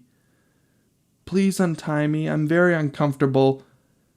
Cole turns to Rowley beside him on the bed, frightened and helpless, her jacket arranged to restrain her like a straitjacket. Cole's instinct is to free her at once, but he controls his impulse. He looks away, gets up, and winces. He limps to the dresser, steps around empty fast food cartons. He pulls a razor and shaving soap from a paper bag and then goes to the bathroom, leaving the door open. He starts to shave.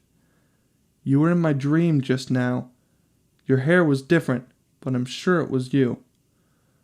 "We dream what's important in our lives. I seem to have become pretty important in yours. What was the dream about?" "About an airport, before everything happened. It's the same dream I always have. The only one. I'm a little kid in it." "And I was in it? What did I do?" "You were very upset. You're always very upset in the dream, but I never knew it was you before." "It wasn't me before, James. It's become me now because of what's happening. Please untie me." Finished shaving, Cole re-enters the bedroom, toweling his face. "No, I think it was always you. It's very strange. You were flushed and moaning. I think you're running a fever. What are you doing?" Cole is rummaging through Rowley's wallet, pulling out money. "I'll be back in a minute." He heads for the door. "No, don't leave me here like this." Too late. He shuts the door behind him, leaving her alone. The anchorman on the TV sits at a news set. "And in Fresno, California, crews continue to attempt to rescue 9-year-old Ricky Newman." We angle on Rowley, twisting and struggling on the bed, trying to get loose, tears welling in her eyes. "The boy was playing ball with 4 other children when he literally disappeared off the face of the earth."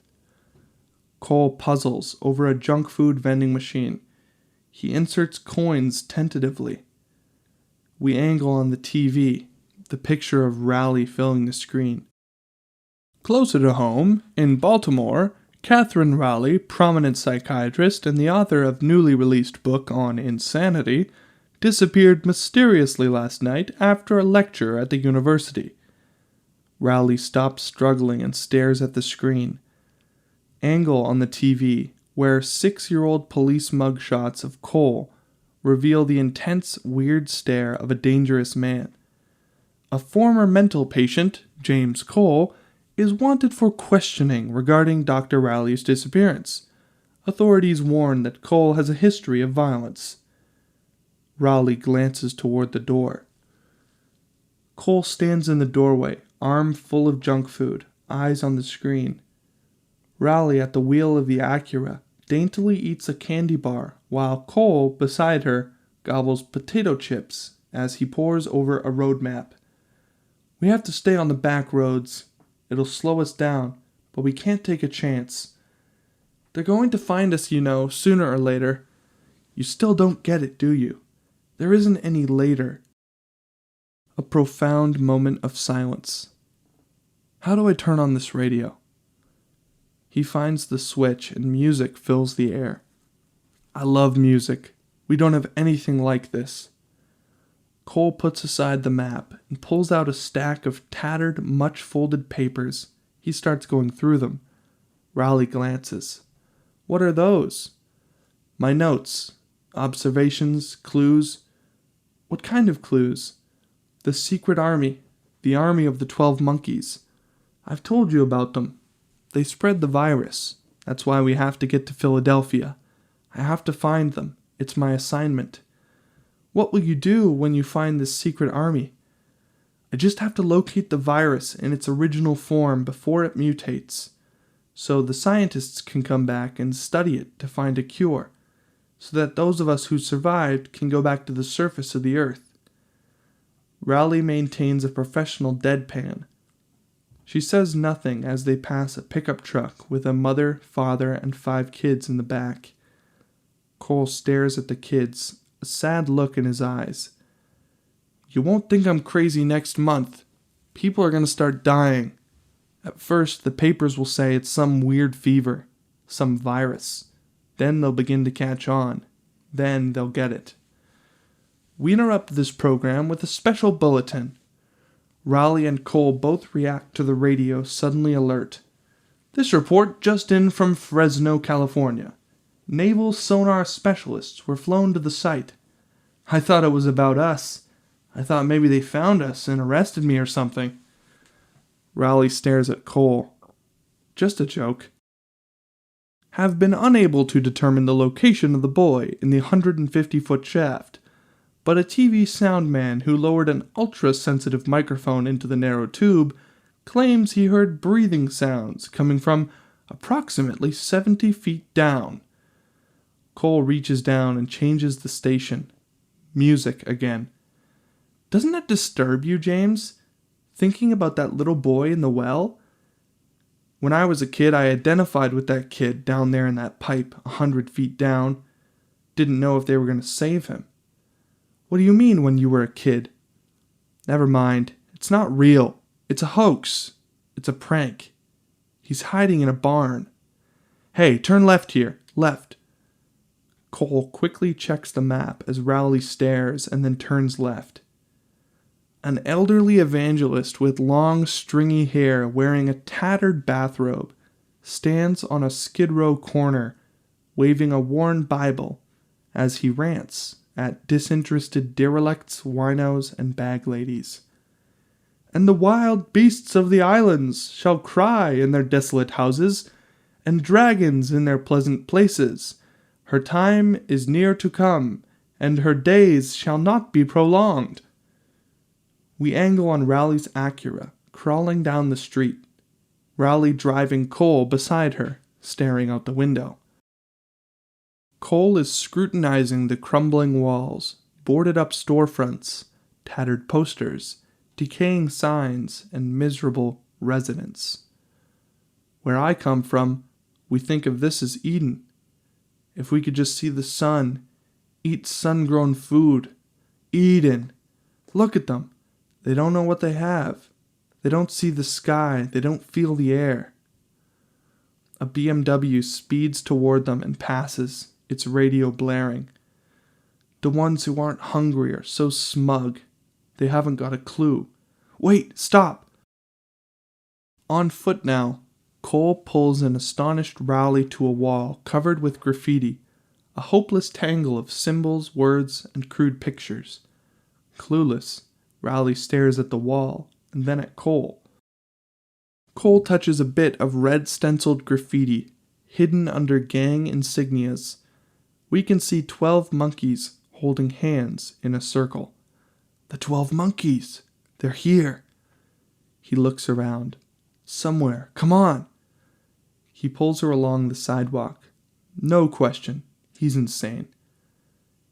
At the next alley entrance, Cole stops abruptly, and then still keeping a firm grip on Rowley's arm, he starts ripping down newly tacked up posters announcing a rap concert. Rowley stares at him and then turns and looks around, when suddenly, Cole pulls her up tight and threatens. Look, I'm warning you.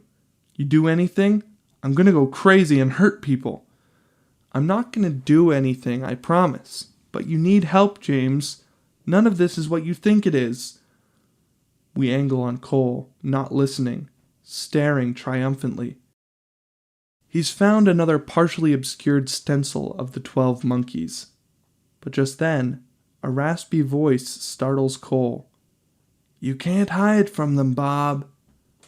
Cole whirls and sees a derelict, Louis, leering at him, speaking in a voice eerily like the raspy voice from the next cell in the future. No, sir, old Bob, don't even try. They hear everything. They got that tracking device on you. They could find you anywhere, anytime. Rowley looks from Louis to Cole and sees Cole's stunned reaction. He touches his back jaw. "In the tooth, Bob, right?" Sudden triumphant grin. "But I fooled him, old buddy." He opens his mouth wide. "No teeth!" Cole grabs Raleigh and pulls her into the alley and down it. "They're keeping an eye on me." "Who's keeping an eye on you?" "The man with the voice. I recognize him. He's from the present. Cole breaks off and freezes as he sees there on a brick wall is a stencil of the dancing monkeys. Further on, another red stencil. Crackheads huddle against a building, sucking their pipes, oblivious to Cole, pushing Raleigh past. Cole scans the walls for messages in the confusion of graffiti. Raleigh is considering her surroundings dubiously when, suddenly, Cole pulls her toward the mouth of a dark and forbidding alley. "James, no! We shouldn't be here!" Cole ignores her, yanking her after him in the alley. Two tomcats face off in the dark alley, arching their backs and hissing menacingly. Cole avoids them as he pulls Raleigh into the gloom. Angle on Raleigh, seeing something alarming 20 yards ahead. Two thugs standing over a man, kicking him. Raleigh tries to stop, but Cole, intent on the wall messages, doesn't notice the thugs. The two thugs turn and spot Cole and Raleigh moving toward them. These creeps have mean eyes, predator faces. Raleigh digs her heels in, forcing Cole to stop. "James, we have to go back. These men—" Too late. While Cole turns and stares at her uncomprehending, the two thugs are approaching. "Hey, buddy." Startled, Cole turns to face them. The second thug lunges for Raleigh's purse and yanks it from her. Cole reaches to grab it back, but whack! The first thug smacks Cole hard across the face with something metallic. Bloody-faced and dazed, Cole doesn't even have the chance to clear his head as the first thug shoves the hard object against Cole's cheek. It's a cheap .38 pistol. Raleigh turns to run, gets 2 steps before the second thug knocks her roughly to the ground. "Stick around, bitch." Looming over her, the second thug starts to unzip his fly. Raleigh looks over at Cole and sees Cole drop to his knees, groveling at the first thug's feet. Please don't hurt me." The first thug steps close and kicks Cole contemptuously. He cocks his foot for a second kick when Cole uncoils, lunging, rising, his strong arms around the bigger man's calves, lifting him mightily high off the ground. The gun fires wildly as Cole staggers forward with the first thug in his arms and smashes the man into the brick wall behind him. The first thug goes down in a heap, dropping the pistol. Zipping his fly up hastily, the second thug turns to deal with Cole, but Cole attacks him next, rocking him again and again with savage blows that come one after another with lightning speed. The second thug staggers back, bloody and dazed, as Raleigh watches, amazed. Turning back to the first thug, Cole sees the man reaching for the dropped pistol. Cole kicks him viciously in the jaw. The first thug's head whips back. He collapses against the brick wall. Cole turns to see the second thug retreating down the alley as fast as he can stagger. Raleigh stares up at Cole. He looks very dangerous. He glances in her direction as he pockets the pistol. "Are you hurt?" No. Yes, just some scrapes." As Raleigh gets to her feet, she sees Cole bend over the motionless thug and quickly go through his pockets. "Is he alive?" Cole ignores the question as he pockets the man's wallet, a handful of bullets. Then he turns and snaps at Raleigh. "Come on, we're running out of time. You can't help him." As Cole yanks her roughly away, she looks back and sees the thug's sightless eyes wide open, staring blankly. Oh, James, Jesus, you killed him! I did him a favor. Come on. Cole pulls her again and sees more 12 monkeys on the wall. You didn't have a gun before, did you? I've got one now. The evangelist, spotting Cole and Rowley hurrying past him, points urgently at Cole. You're one of us, aren't you? But Cole has stopped and stares when a storefront office, its windows covered with posters. The sign over the office says Freedom for Animals Association. Inside the shop, earnest young activists, Fail, deathly pale, Ben, long-haired, and Teddy, muscular, are gathered around a counter, collating leaflets that demand an end to speciesism. Behind them, a large poster proclaims, Animals have souls too. Just then, there is a tremendous clap of thunder as the activists look up and see Cole and Rowley enter. Cole looks startled. It sounds like torrential rain pouring in here. Maintaining a tight grip on Rowley's wrist, he looks around frantically for an explanation for the tropical downpour. Bookshelves line 2 walls. The front window is blanked, cut with posters of animal rights demonstrations, newspaper clippings, photos of animal atrocities. The fourth wall features the counter, where the 3 activists face Cole as a jungle bird screams in the downpour. Can we help you? Cole looks confused as the rain abates and an elephant trumpets an urgent warning. Excuse me? You looking for something in particular? It's all right, James. It's just a tape. Cole's eyes follow her look. It's a tape recorder underneath a sign advertising the true music of the world. I'm looking, for the army of the 12 monkeys. Fail glances at Ben and Teddy. We have a problem, the look says. Monkey starts chattering on the tape as Teddy comes around the counter, bigger than Cole, physically imposing and menacing. We don't know anything about an army of the 12 monkeys, so why don't you and your friend disappear, okay? Cole backs away, a firm grip on Rowley as a lion roars. I just need some information. Didn't you hear me? We're not. Teddy breaks off mid-sentence, freezes. Cole is pointing a pistol at them. A tiger snarls. James, no! Don't hurt them! Please, I'm a psychiatrist. Just do whatever he tells you to do. He's upset and disturbed. Please, he's dangerous. Just cooperate. Monkeys chatter wildly as Teddy backs up. What do you want? Money?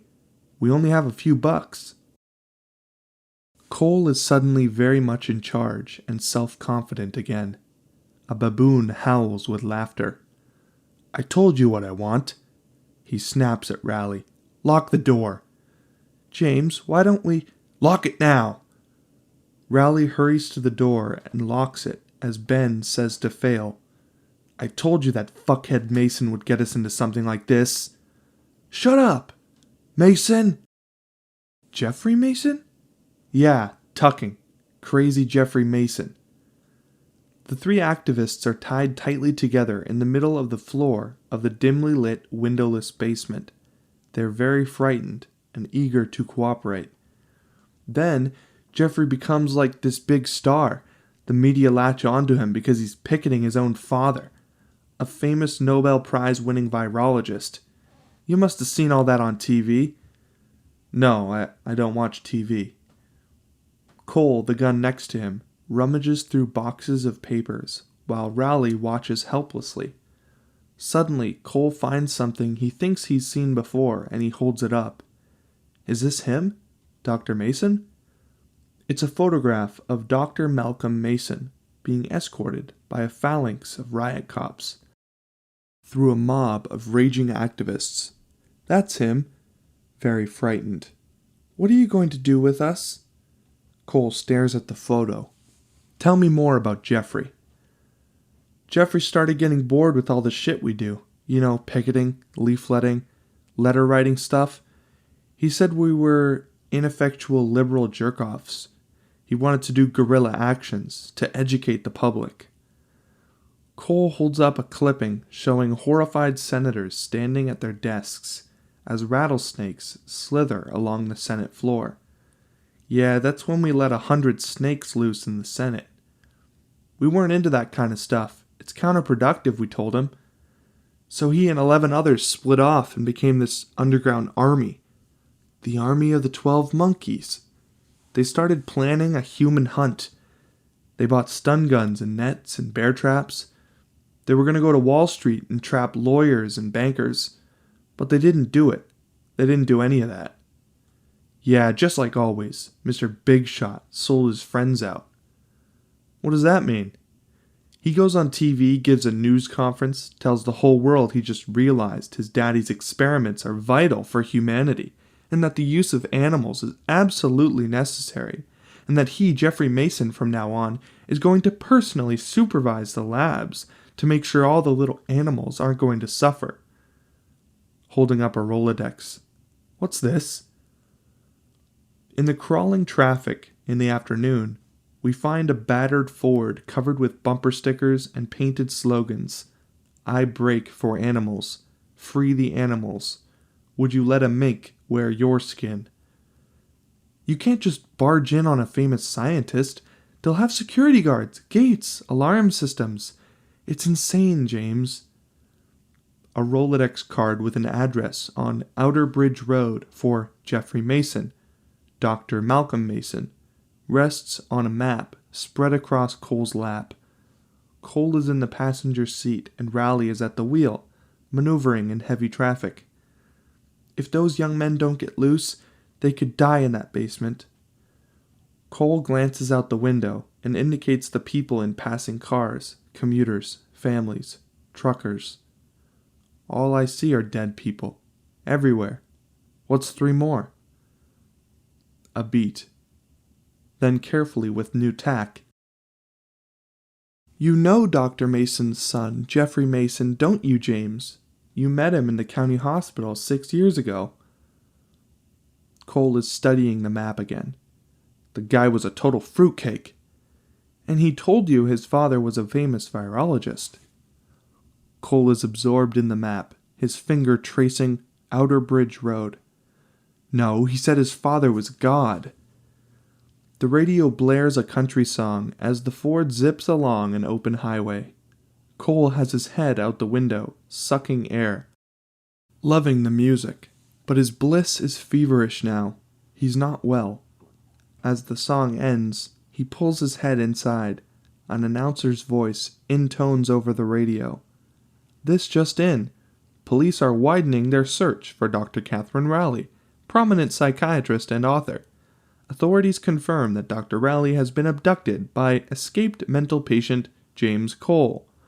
The two are believed to be traveling in Raleigh's 1992 black Acura, license plate HEADDR. Raleigh glances at him, seeing he's in pain. She feels so badly for him. She wants to help. She says tenderly, "This can't go on, James. You're not well. You're burning with fever." Cole, refusing to succumb, instead leans over to check the gas gauge. "We need gas." "I thought you didn't know how to drive." "I said I was too young to drive. I didn't say I was stupid." "What's the matter with your leg?" "I got shot. Look, there's a gas station up ahead." "Shot? Who shot you?" "It was some kind of war. Never mind, you wouldn't believe me. Turn off here." The gas station attendant checks the oil while Cole and Raleigh remain in the car. She's pulling a gas card from her wallet. "You were going to run out of gas on purpose, weren't you?" "No. I want you to turn yourself in, James. It'll go much better for you if you do, but I'm not going to trick you." He sees the credit card. "That has your name on it. Give him cash." Raleigh puts the card back into her wallet and pulls out cash as the gas station attendant slams the hood down. Raleigh starts opening the door. Alarmed, Cole tries to stop her. Where are you going? She looks him in the eye and then indicates the tiny convenience store appended to the gas station. You can come with me. I need some things. Scissors, bandages, some alcohol. Whiskey. I have to look at your leg, James. I'm a doctor. Cole looks helpless and hesitant. She's in charge for the moment. The sun dazzles through the canopy of leaves in a clearing inside the woods. We hear the car radio but not the engine. Meanwhile, in Fresno, where mining engineers continue their desperate attempt to sink a shaft parallel to the one in which 9-year-old Cole, in his underwear, leans back on a large rock beside the ford, his pants hanging on the car's open door. He's staring up at the sun and the sky. Raleigh finishes bandaging his thigh. You shouldn't put your weight on it. You'll need stitches and antibiotics. Lucky for you, it was near the surface. Raleigh wraps the bullet in some gauze and sticks it in her pocket, while Cole continues staring up at the sky. I love seeing the sun. A beat. Cole tries to stand up. Wait, let me help you. Raleigh puts an arm around him and helps him to his feet. A beat.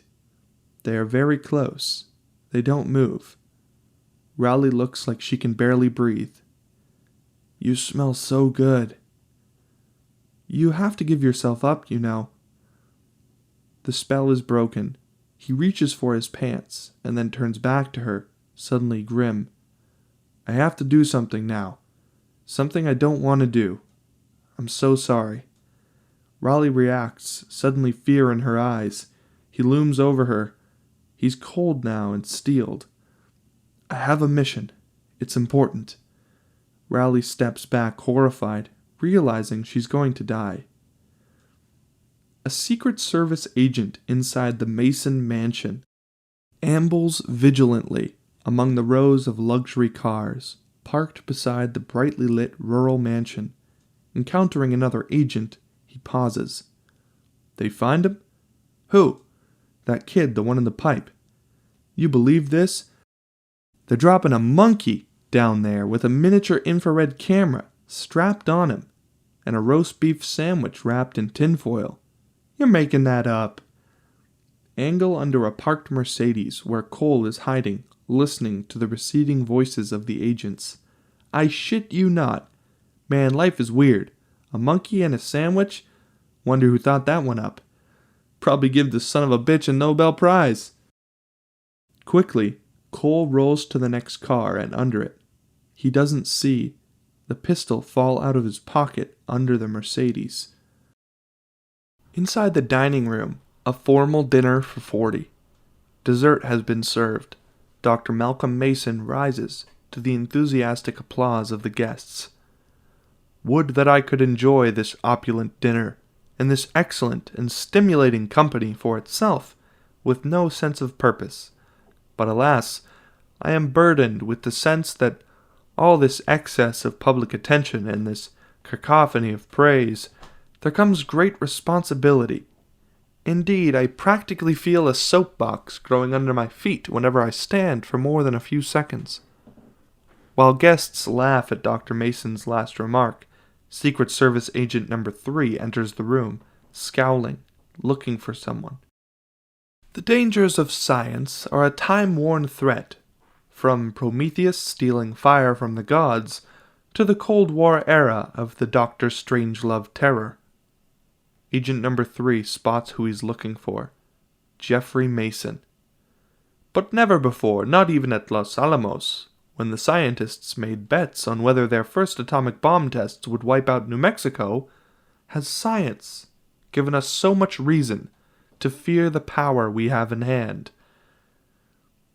Jeffrey, as Agent 3 whispers in his ear, What are you talking about? What friend? I'm not expecting anyone. Dr. Mason reacts with irritation to the disturbance. Current genetic engineering, as well as my own work with viruses, has presented us with powers as terrifying as any. We follow the agent out of the dining room, grumbling loudly enough to disturb his father's audience. This is ridiculous. My father is making a major address. The conversation continues as Jeffrey and Agent 3 enter the hall. Normally, if we caught a guy sneaking around like this with no ID, we'd bust his ass. Excuse the French, but this one said he knows you. And since you seem to have had some, unusual associates, we certainly didn't want to arrest one of your, closest pals. Cole, smudged with dirt and car grease, sitting in the shadows in a wingback chair. He looks up as Jeffrey and Agent 3 enter the room. A fourth agent looms behind the chair. Dismissing Cole casually. Never saw him before in my life. Go ahead and shoot him or torture him. Whatever it is you do. You do know me. You helped me once. Turning to leave. This would be totally out of character. Helping people is against my principles. To the agents. See, he definitely doesn't know me. Now I'm going to go back and listen to my father's very eloquent discourse on the perils of science, while you torture this intruder to death. I'm here about some monkeys. Halfway out the door, Jeffrey freezes. A beat. Excuse me? What did you say? Monkeys. 12 of them. Jeffrey frowns, turns, considers Cole, and then suddenly Jeffrey rushes to Cole and embraces him. Arnold! Arnold! Cole is astonished. The agents are too. My God, Arnie, what's happened to you? You look like shit. You know this man? Of course I know him. What do you think? I act like this to strangers? Listen, you fellas are terrific. I thought you were pulling a number on me. What a terrible thing if you'd thrown old Arnie out. I owe you guys a big apologia. Mea culpa, fellas. He turns to Cole. Christ, Arnie, it's black tie. I mean, I said drop by, but like this, Dad's big do, VIPs, senators, Secret Service, and everything? Jeffrey throws an arm around Cole's shoulder and starts leading him toward the door as two agents exchange narrow-eyed looks. Arnie? Arnold Pettibone. Old Arnie Pettibone. Used to be my best friend. Still is. What have you lost, Arnie? 40 pounds? No wonder I didn't know you. You hungry? Lots of dead cow, dead lamb, dead pig. Real killer feast we're putting on tonight. The agents watch Jeffrey lead the limping, disheveled Cole out. These people, all of them, are true weirdos. I'm going to call in the description of this Pettibone character. You go keep an eye on him. Make sure he doesn't do one of the guests with a fork. Guests pouring from the dining room into the hall meet Jeffrey and a very disconcerted Cole. Hey, nice to see ya. Looking good. Hi. Hi there. Yeah, it's been a long time. In the background, too far away to hear, Agent 4 trails Jeffrey and Cole as they maneuver through the guests toward the grand staircase. County Hospital, right? 1989. The Immaculate Escape, am I right? He smiles to guests. Why, thank you. You look wonderful, too. Listen to me. I can't do anything about what you're going to do. I can't change anything. I can't stop you. I just want some information. We need to talk. Come upstairs. I am a new person. I'm completely adjusted. Witness the tux? It's Armani. Who chattered? Goins? Weller? I just need to have access to the pure virus. That's all. For the future. Jeffrey studies Cole. Cole doesn't just talk crazy. He looks crazy. Come on, follow me. You don't look so good. Jeffrey starts guiding Cole up the grand staircase as Cole, glancing back, spots Agents 3 and 4 both keeping an eye on him now. I don't have time to go upstairs. The police are looking for me. I need to know where it is and exactly what it is. I get it. This is your old plan, right? Plan? What are you talking about?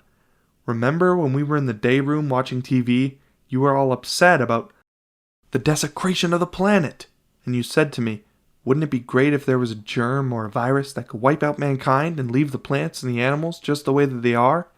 You do remember that, don't you? bullshit. You're fucking with my head. And that's when I told you my father was a famous virologist, and you said, hey, he could make a germ and we could steal it. Listen, you dumb fuck. The thing mutates. We live underground. The world belongs to fucking dogs and cats. We're like moles or worms. All we want to do is study the original. Agent 4 butts in. Okay, take it easy. We know who you are, Mr. Cole. Cole feels a firm grip on his shoulder. He turns and sees Agent 4. Let's go somewhere and talk this thing over, okay? Come with me. You're right. Absolutely right. A nutcase. Totally deranged. Delusional. Paranoid. His processor's all fucked up. His information tray is jammed. Agent number 4 is wishing Jeffrey would chill out, even as the third agent is climbing up the stairs to help. Cole is like a trapped animal. He's being led down the staircase now with Jeffrey right on his heels, yelling so everyone can hear. You know what it is, the Army of the 12 Monkeys? It's a collection of nature kooks who run a store downtown. Space case do-gooders saving rainforests. I have nothing to do with those bozos anymore. I quit being the rich kid fall guy for a bunch of ineffectual bananas. So much for your grand plot. Cole stares back at Jeffrey as both agents hustle Cole down the stairs. It sounds true. Jeffrey is so confident. Take it easy, Mr. Mason. We've got him. Everything is... My father has been warning people about the dangers of experimentation with viruses and DNA for years. You've processed that information through your addled, paranoid infrastructure, and lo and behold, I'm Frankenstein, and the Army of the 12 Monkeys becomes some sort of sinister revolutionary cabal.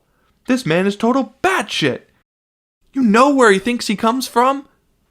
Suddenly, Cole, catching the agents by surprise, wrenches free, shoving them aside, and stumbles down the rest of the staircase. Cole heads for the front door, but there's an agent there. Cole turns and limps madly toward the dining room, pushing his way through the crowd of amazed guests. Servants clearing the table look up astonished as two agents burst into the room. Did a man just come through here, limping? Cooks stare amazed as two other agents burst into the kitchen and look about urgently. A large projection TV in the den is on, and a knot of guests is gathering in front of it, watching the spooky video images. These pictures we are seeing are coming to us live from deep inside the pipe. You can just make out the metal wall behind these roots. I guess those must be spider webs. Mrs. McCann, a guest, watching the TV, expresses concern. Well, if you ask me, I think that monkey is going to eat the sandwich himself. Just then, two agents burst into the den. The guests turn from the TV, startled, stare open-mouthed, but the agents have spotted an open window and are hurrying to it. Out the window, we see rows of expensive parked cars. Rowley's photograph appears on the TV. This just in. Police say that the body of a woman found strangled at the Nuxon State Park could be the kidnapped victim, Dr. Catherine Rowley. As the agents run out of the room, a photo of Rowley's abandoned Acura comes up on the screen. Earlier in the day, police located Rowley's abandoned car not far from a building, where 3 animal rights activists were bound and gagged. Pistols drawn, agents are moving cautiously along the rows of parked luxury cars, checking inside and under vehicles. Come on out, Mr. Cole. We're not going to hurt you. Cole scrunched down on the floor next to the driver's seat of a green Jaguar, spots the keys dangling from the ignition. He lifts his head slightly to study the shift mechanism, trying to figure it out. The agents continue to move cautiously among the parked cars. Cole eases himself into the driver's seat. He tentatively slides the shift into drive and then turns the key. Nothing happens. Agent number 5 approaches the row where the Jaguar is parked. Cole slides the shift from drive to neutral. He twists the key again. The engine roars, 7,000 RPM. Agent number 5 whirls at the sound. Smash! The Jaguar clips the Mercedes parked in front of it and accelerates right at him. Agent 5 dives aside just as the speeding Jaguar whizzes past. He slams into a parked Cadillac, bounces off, and grinds between 2 other parked cars with a fierce scream of tearing metal. Caught between 2 cars, Cole can only lean on the gas pedal. The Jaguar comes free with a great screech. Cole sees the driveway ahead in the moonlight. Steering madly, he plows through shrubs and gardens, heading for the driveway. Lights off, veering wildly, the Jaguar reaches the driveway. Agents are leaping into cars and a helicopter is coming to life, its rotors whipping around. Cole turns onto the road, careening crazily from one side to another, unable to see ahead with no headlights. Lights! Lights! He starts hitting switches. The wipers come on and the radio blares. When they pulled the monkey out, it was still clutching the tinfoil-wrapped sandwich. Rounding a bend, an oncoming car heads straight at Cole. Cole yanks the wheel as the other car, horn blaring, just misses him. Recovering, Cole loses the road and speeds crazily along the shoulder. The pilot of the helicopter, another agent, steers while a co-pilot pans a spotlight over the 2-lane road beneath them. Just then, the pilot sees headlights below. There! He's showing lights! Cole can see the road now in his headlights as the windshield wipers scrape frantically and the radio blares. We don't know what to think. They didn't locate him. They didn't know how much longer he can last. That's assuming the boy is still alive. A spotlight hits the car and Cole hears the sound of the helicopter as it lowers over him. The helicopter maneuvers over the speeding Jaguar. Cole can see the underbelly of the helicopter a few feet above his front windshield. Desperately, he yanks the wheel hard, veering off the road. Dense woods. The chopper pulls up sharply, avoiding the trees, then levels out. The pilot skims the top of the trees, while the co-pilot rakes the forest below with his spotlight. God damn it, where is he? The co-pilot gives a brief glimpse of headlights through the leaves. There! Over there! Where? 8 o'clock, he was right there! The headlights are gone. Nothing but darkness below. He must have turned his lights off. He couldn't drive down there without lights. We just can't see him. Maybe he's not driving. A weather forecast blares from the radio of the steaming Jaguar crumpled into a tree. The driver's door is open. A police officer, pistol drawn, approaches the car cautiously, as other officers and agents stay behind trees, weapon ready. The police officer lunges forward, pointing his weapon into the Jaguar. He inspects the car, and then turns and calls out, "He's not in here!" Limping and bleeding from various cuts, Cole crashes through the underbrush as he follows a stream through the woods. Suddenly, he sees what he's looking for. A Ford, barely visible in the moonlight, parked in the trees beside the stream. The car looks empty. Total blackness, the sound of the keys in the lock. Then the trunk swings open, and Cole stands in the moonlight. Raleigh is in the trunk, tears of rage and frustration in her eyes. "You bastard! You total bastard!" Cole backs away as Raleigh scrambles out of the trunk, swinging. He slips and falls, and she starts kicking him as she rants hysterically. "I could have died in there! If something had happened to you, I would have died!" Cole is lying on the ground, looking up, his lip caked with blood. I'm really sorry." Noticing his cuts and torn clothes, she stops kicking him. "What have you done? Did you kill someone?" Getting to his feet. "No, I don't think so. I stole a car and they chased me. I hit a tree. See, you can drive after all. Well, sort of, I guess. I'm sorry I locked you up.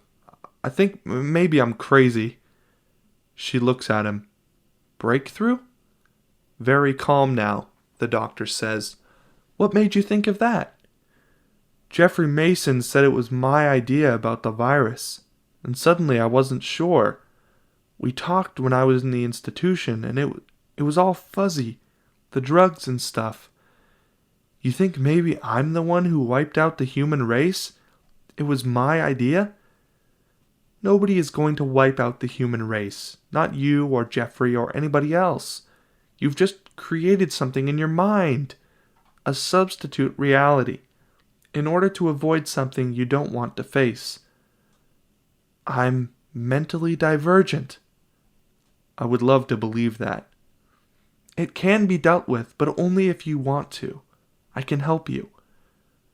Cole reacts to the sound of voices in the woods, dogs barking. I need help, all right. They're coming after me. First, it's important that you surrender to them instead of catching you running, okay? It would be great if I'm crazy, if I'm wrong about everything. The world will be okay. I'll never have to live underground. Give me the gun. The gun? I lost it. You're sure? He shows her. No gun. Stars? Air? I can live here. Breathe. Rowley starts around to the front of the car. I'm going to attract their attention. Let them know that we're here, okay? Rowley gets in the driver's seat and starts to honk the horn. They'll tell you to put your hands on top of your head. Do what they tell you. You're going to get better, James. I know it. We angle on Cole, spotting something on the ground. An insect. He reaches down to grab it, but instead he grins and grabs some grass. He stands and starts rubbing it happily all over his face. The horn blares as Cole looks up at the sky. The moon is full and the sky is rich with stars.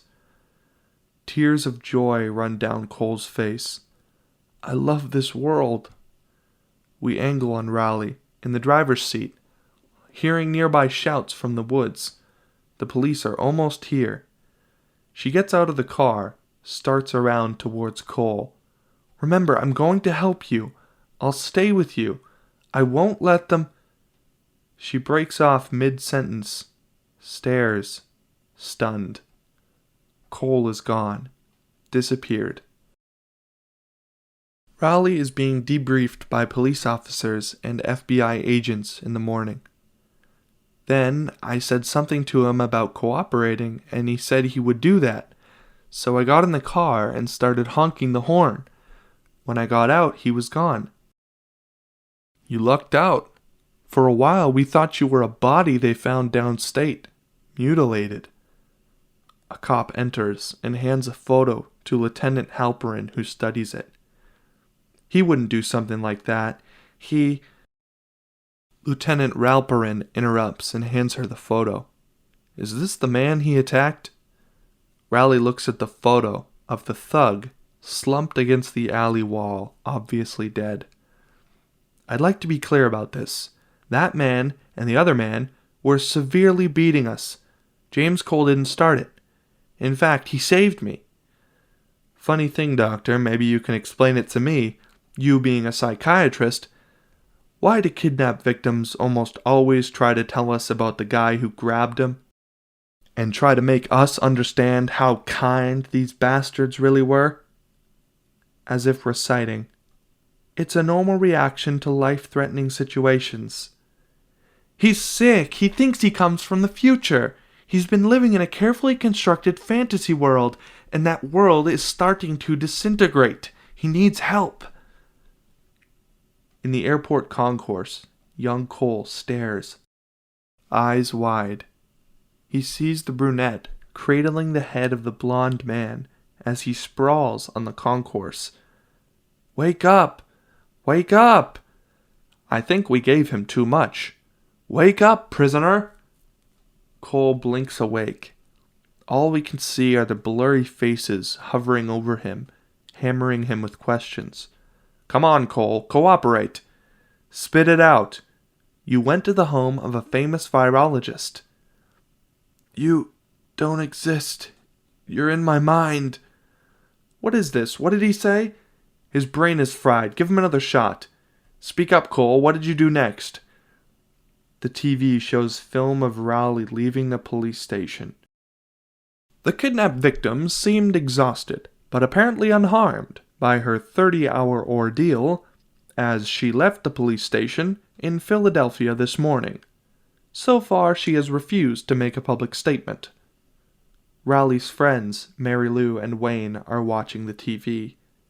A door opens, and Catherine Rowley, wearing a robe, comes out of her bedroom. She still looks exhausted.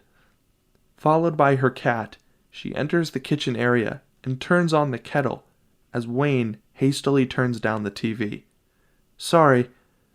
No, I'm in a state of hyper-alertness. I can't sleep. Did you take the sedative? I hate those things. They mess my head up. The old mugshot of Cole appears on the screen, and Rowley remotes the volume up. Along with the kidnapping of the Baltimore woman, James Cole is also wanted in connection with the brutal slaying of Rodney Wiggins, an ex-convict from... Rowley goes to the window, pushes aside the drapes, and sees... A cop keeps watch. Do they really expect him to come here? Rowley returns to the kitchen area, where Mary Lou is getting the tea things out.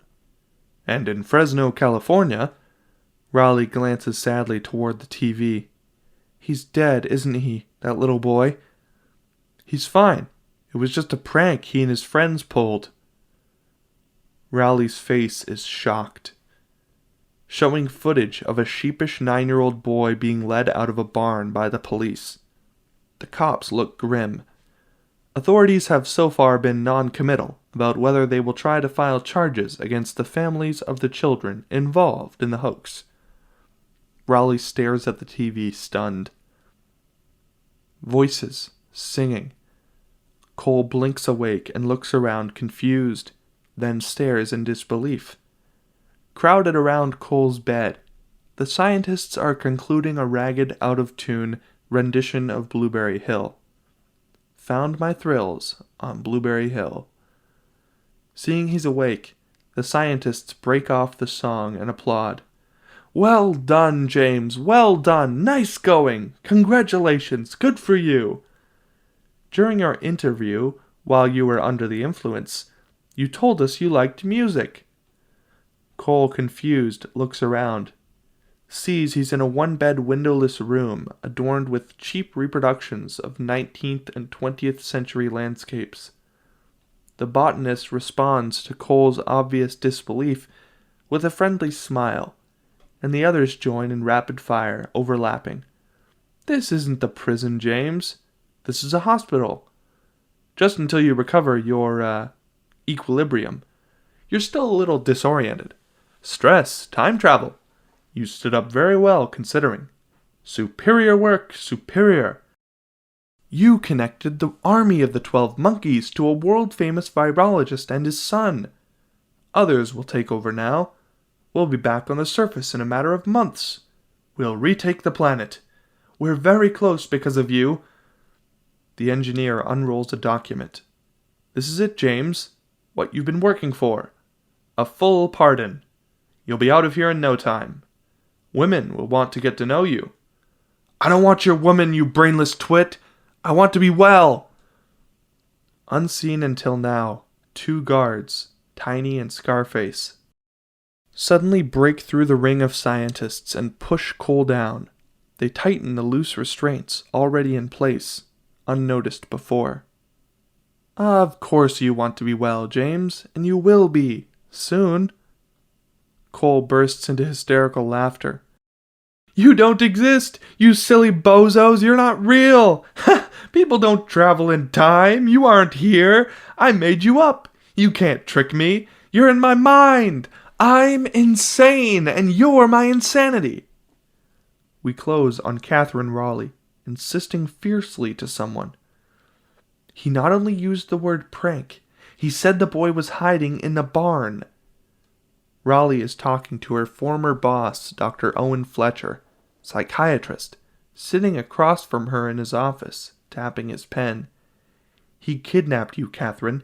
You saw him murder someone. You knew there was a real possibility he could kill you too. You are under tremendous emotional stress. For God's sakes, Owen, listen to me. He knew about the boy in Fresno, and he says 3 billion people are going to die. Catherine, you know he can't possibly know that. You're a rational person. You're a trained psychiatrist. You know the difference between what's real and what's not. And what we believe is what's accepted as truth now, isn't it, Owen? Psychiatry, it's the latest religion. We're the priests. We decide what's right and what's wrong. We decide who's crazy and who isn't. I'm in trouble, Owen. I'm losing my faith. Alone in his hospital room, Cole struggles, without success, to free himself from his restraints. You sure fucked up, Bob. Startled, Cole freezes, then ignores the raspy voice and continues his feverish struggle. But I can understand you don't want your mistakes pointed out to you. I can relate to that, old Bob. Cole looks around in spite of himself. Nothing to see but walls and the landscape paintings. Hey, I know what you're thinking. You're thinking I don't exist except in your head. I can see that point of view. But you could still talk to me, couldn't you? Carry on a decent conversation? He blurts out, I saw you, in 1995, in the real world. You were a bum. You pulled out your teeth. Why would I pull out my teeth, Bob? They don't like that. That's a no-no. And when did you say you saw me? 1872? Fuck you. Yelling won't get you what you want. You have to be smart to get what you want. Oh yeah? What do I want? You don't know what you want? Sure you do, Bob. You know what you want. Cole, agitated, rocks back and forth, and then, Tell me what I want. To see the sky, the ocean, to be topside, breathe the air, to be with her. Isn't that right? Isn't that what you want?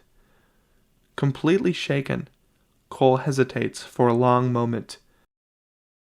When he speaks, it comes out of him like air, a whisper. More than anything. Raleigh is in bed, asleep, having a very bad dream. Suddenly the bedside phone rings. Her eyes snap open, a beat to orient herself. Ring. She reaches for the phone. We close on Halperin at his desk, talking into the phone. Dr. Raleigh? Jim Halperin, Philly PD. Sorry to call so early, but, We close on Raleigh, eager, concerned, into the phone. You found him? Is he all right? Noting her reaction with raised eyebrows, giving an I told you so look at the black, plain-clothed cop across his desk. Then he continues to the phone. Au contraire, doctor. No sign of your good friend the kidnapper. However, the plot thickens. I have a ballistic report on my desk that says the bullet you claimed to remove from Mr. Cole's thigh is an antique. All indications are it was fired sometime prior to 1920. Raleigh reacts, stunned. Continuing soberly now. So what I was thinking, maybe if we send a detective down there to talk with you, you could revise or amplify on the circumstances? Hello? Dr. Raleigh? Halperin considers the dead phone and glances at the cop again. Her hand still on the receiver, Raleigh looks shocked. Then she hurries into her study and starts frantically pulling neatly arranged piles of paper and books from a bookcase until she finds a copy of her book. She leafs through it hurriedly and locates the picture of the Puerto Rican kid in World War I. Peering closely, she tries to see everything in the picture. Then, She turns and reaches for a research folder of old photographs and rummages through it until she finds... No! It's an uncropped shot of Jose being carried on the stretcher in the trenches. There in the corner, with no helmet, no gas mask, just a bit of bare shoulder showing, is Cole. Clean-shaven, clear-eyed, Cole sits before the frowning scientists. The food, the sky, the certain, sexual temptations. You haven't become addicted, have you, Cole, to that dying world? No, sir. I just want to do my part, to get us back on top, in charge of the planet. And I have the experience. I know who the people are. He really is the most qualified. But all that behavior... You said we weren't real, Cole. Well, sir, I don't think the human mind was built to exist in two different, whatever you call it, dimensions. It's stressful, you said it yourselves. It gets you confused. You don't know what's real and what's not. But you know what's real now? Yes, sir. The scientists start to confer openly among themselves. He'd have to bone up, catch up to our research, the latest clues. He's proved to be a quick study. The astrophysicist fixes Cole with a sharp, penetrating look.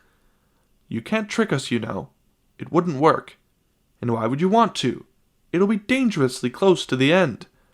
I understand. There would be no point. We're going to think about it, Cole, among ourselves. We'll get back to you. Dr. Mason stands in front of a wall of glass in his office, overlooking a high-tech lab below, where workers in white spacesuits work methodically. Dr. Mason speaks angrily into a phone. His male assistant, whose features we don't see, stops writing a formula on a blackboard and listens. You have reason to believe that my son may be planning to do what? Rowley, trying to stay calm, is talking to Dr. Mason on the phone. Please, I know it sounds insane, but... I'm afraid this doesn't seem very professional to me. In fact, it's distressingly unprofessional for someone who treated my son briefly, if indeed you actually are who you say you are, to take a suddenly unsolicited interest in his mental health 6 years later, and to telephone a parent to express opinions that would be inappropriate. He breaks off, listens. I don't know anything about monkey armies, Doctor. Nothing whatsoever. If my son was ever involved in... He listens again. It would be doubly inappropriate to discuss matters of security with you, Dr. Rowley, and if it will put you at ease, neither my son nor any other unauthorized person has access to any potentially dangerous organisms in this laboratory. Thank you for your concern. Dr. Mason hangs up angrily and glares. Dr. Catherine Raleigh? The psychiatrist who was kidnapped by that man who broke into my house. She seems to have been suddenly struck by the most preposterous notion about Geoffrey. I attended a lecture once. Apocalyptic Visions. We see Dr. Mason's assistant now. It's Dr. Peters, the red-haired man who insisted to Dr. Rowley you don't have to be insane to think the world was coming to an end. Has she succumbed to her own theoretical disease? But Dr. Mason is lost in thought, not listening. Given the nature of our work, we can't ever be careful enough. I think we should review our security procedures, and perhaps upgrade them. Cole is facing the botanist, who's using a pointer to indicate various fading photos and newspaper clippings tacked on the wall. Let's consider again our current information. If the symptoms were first detected in Philadelphia on June 28, 1995, that makes us know that it was released in Philadelphia, probably on June 14, 1995. And it appeared sequentially after that in... With a quick glance at the panel of scientists staring at him from behind the long table, Cole replies like a good pupil. San Francisco, New Orleans, Rio de Janeiro, Rome, Kinshasa, Karachi, Bangkok, then Peking. Meaning, that the virus was taken from Philadelphia to San Francisco, then to New Orleans, Rio de Janeiro, Rome, Kinshasa, Karachi, Bangkok, then Peking. And your only goal is to find out where the virus is, so that qualified scientists can travel back into the past and study the original virus, so that a vaccine can be developed that will allow mankind to reclaim the surface of the earth. Cole glances nervously at the suspicious scientists as the botanist switches on a slide projector and projects a magazine photo of wall graffiti. Attention, police are watching. Is there a virus? Is this the source? 3 billion die. This is from a magazine printed in late September 1995. The writer speculated that this graffiti might be related to the epidemic that by the time had already killed 30 million people worldwide and was getting worse. He says certain people, unnamed, were questioned, but what came of that is not known. It is a clue you should pursue. Loud banging on the FAA storefront. The storefront window, completely covered with posters, quivers violently. Images of monkeys covered with electrodes, baby seals being viciously clubbed, dogs jammed into tiny cages that quiver as someone beats on the window. It's Raleigh. Is anybody there? Hello? Is someone in there? If you are, I need to talk to you. Jeffrey, Ben, and Teddy, two of Jeffrey's youthful cohorts, Sandy and Queskin, wait motionless beside a heap of cardboard cartons as Fail peeks out the front window through a slit between posters. It's the kidnapped woman, the one who was with the guy who tied us up. What's she doing? She's drawing attention to us, that's what she's doing. I don't know what you're up to this time, Mason, but you're gonna get us in deep shit. Whine, whine, whine. What about walkie-talkies? We used to have walkie-talkies. From littered doorways, Derelict sneak peeks at Raleigh as she, seemingly mad, shakes the doorknob and then hammers on the door. I saw you! I saw someone moving! I know you're in there! Secret experiments! Raleigh whirls and sees Louis, the raspy-voiced, toothless derelict. That's what they do. Secret, weird stuff. You! I know you. But Louis is studying the pictures of the tortured animals now. Not just on them. They do 'em on people, too. Down at the shelters.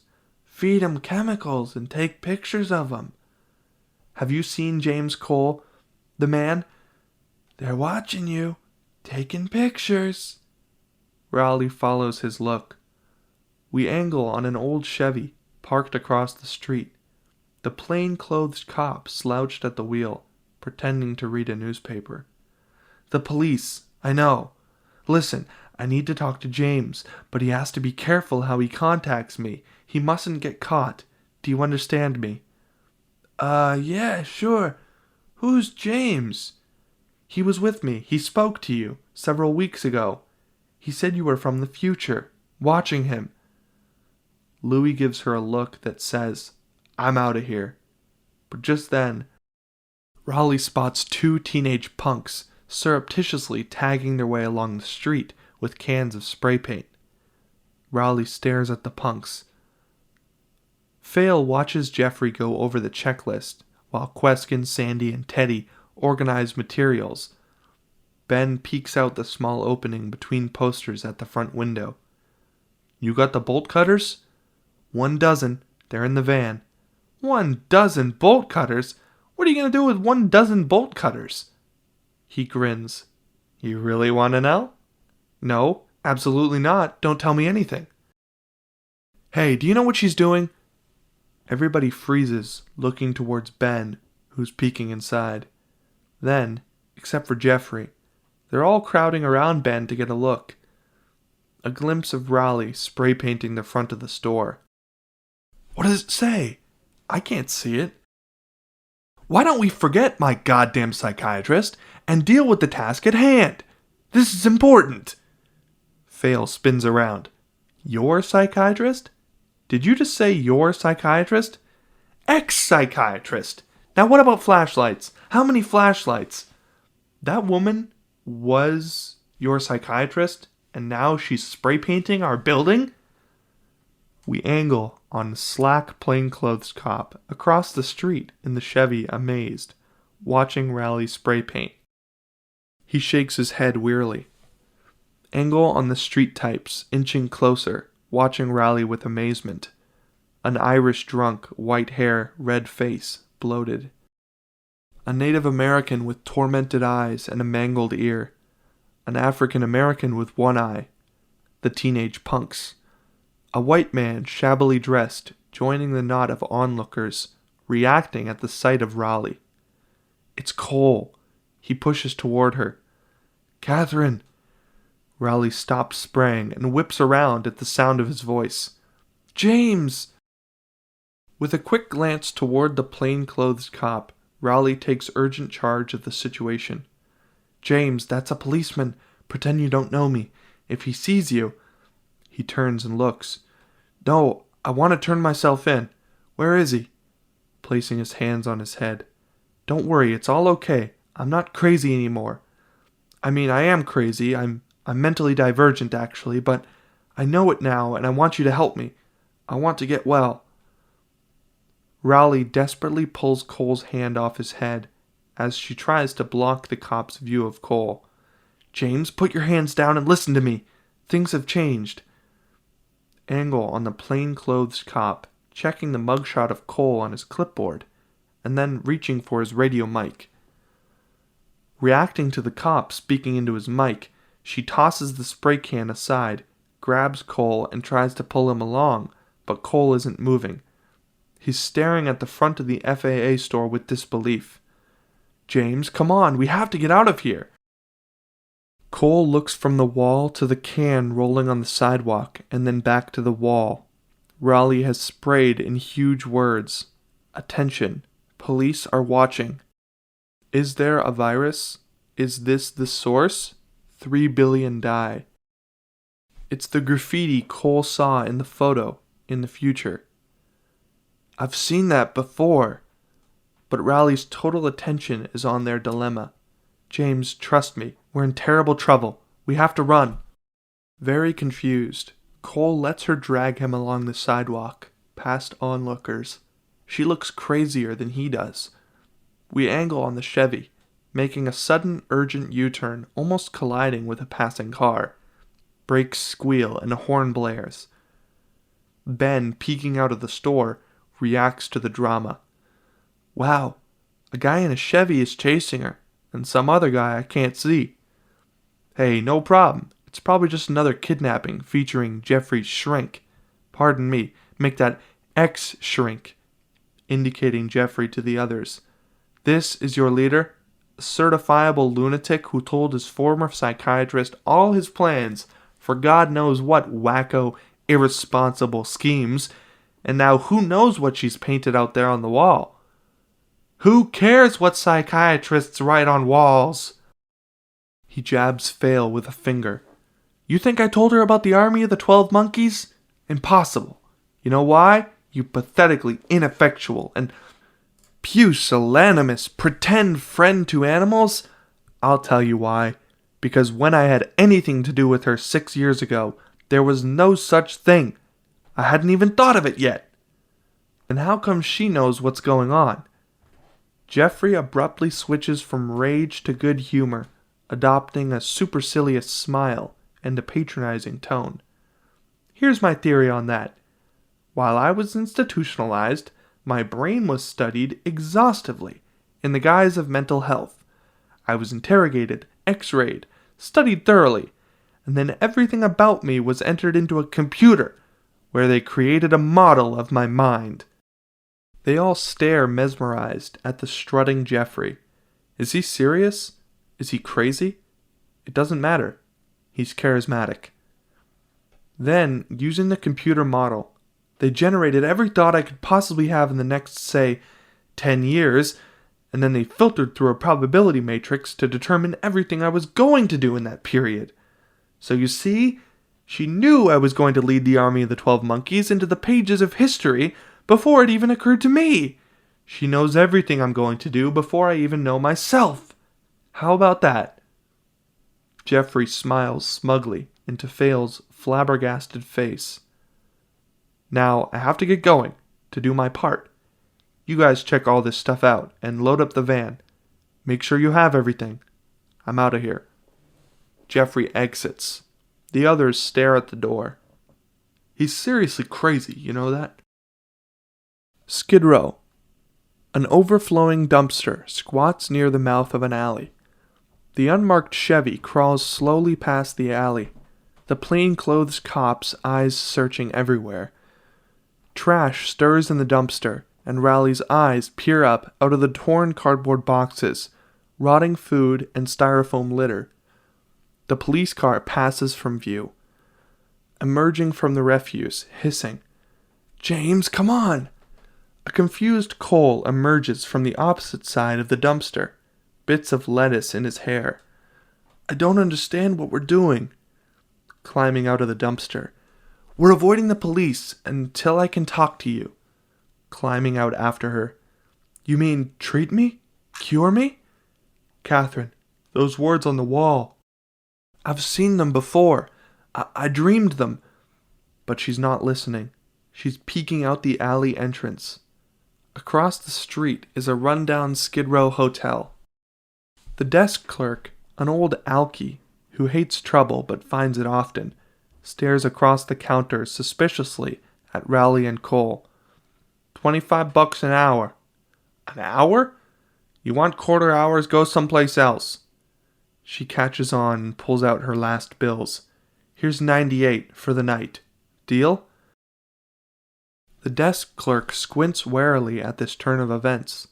Then he turns, gets a key, turns back, and hands it to her.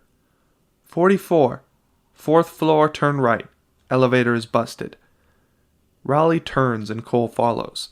They walk quickly to the stairs, passing the stares of gloomy residents sitting on torn sofa chairs in front of an old TV with hideous color. The desk clerk watches Rowley and Cole climb the stairs. As they disappear from view, he picks up the phone and punches a number, speaking. "Tommy, this is Charlie at the Globe. You know if Willis has a new girl? Sort of a rookie type, blonde?" Cole sits on the lumpy bed in the dingy room, watching Rowley pace back and forth like a mad woman. "I thought I was in prison again." "Just like that? You were in prison?" "No, not really. It's in my mind, like you said. You disappeared. One minute you were there, the next minute you were gone. Did you run through the woods?" "I don't know. I don't remember." "The boy in the well. How did you know it was just a hoax?" "It was? I didn't know." "James, you said he was hiding in the barn." "I think I saw a TV show like that when I was a kid, where a boy—" "It wasn't a TV show. It was real." Cole looks at her. She's really upset. "Well, maybe that kid saw the same TV show and copied it. Listen, you were right. It's all in my head. I'm mentally ill. I imagine all that stuff. I know they're not real. I can trick them. Make them do what I want. I just worked them in my head and I got back here. I can get better. I can stay here."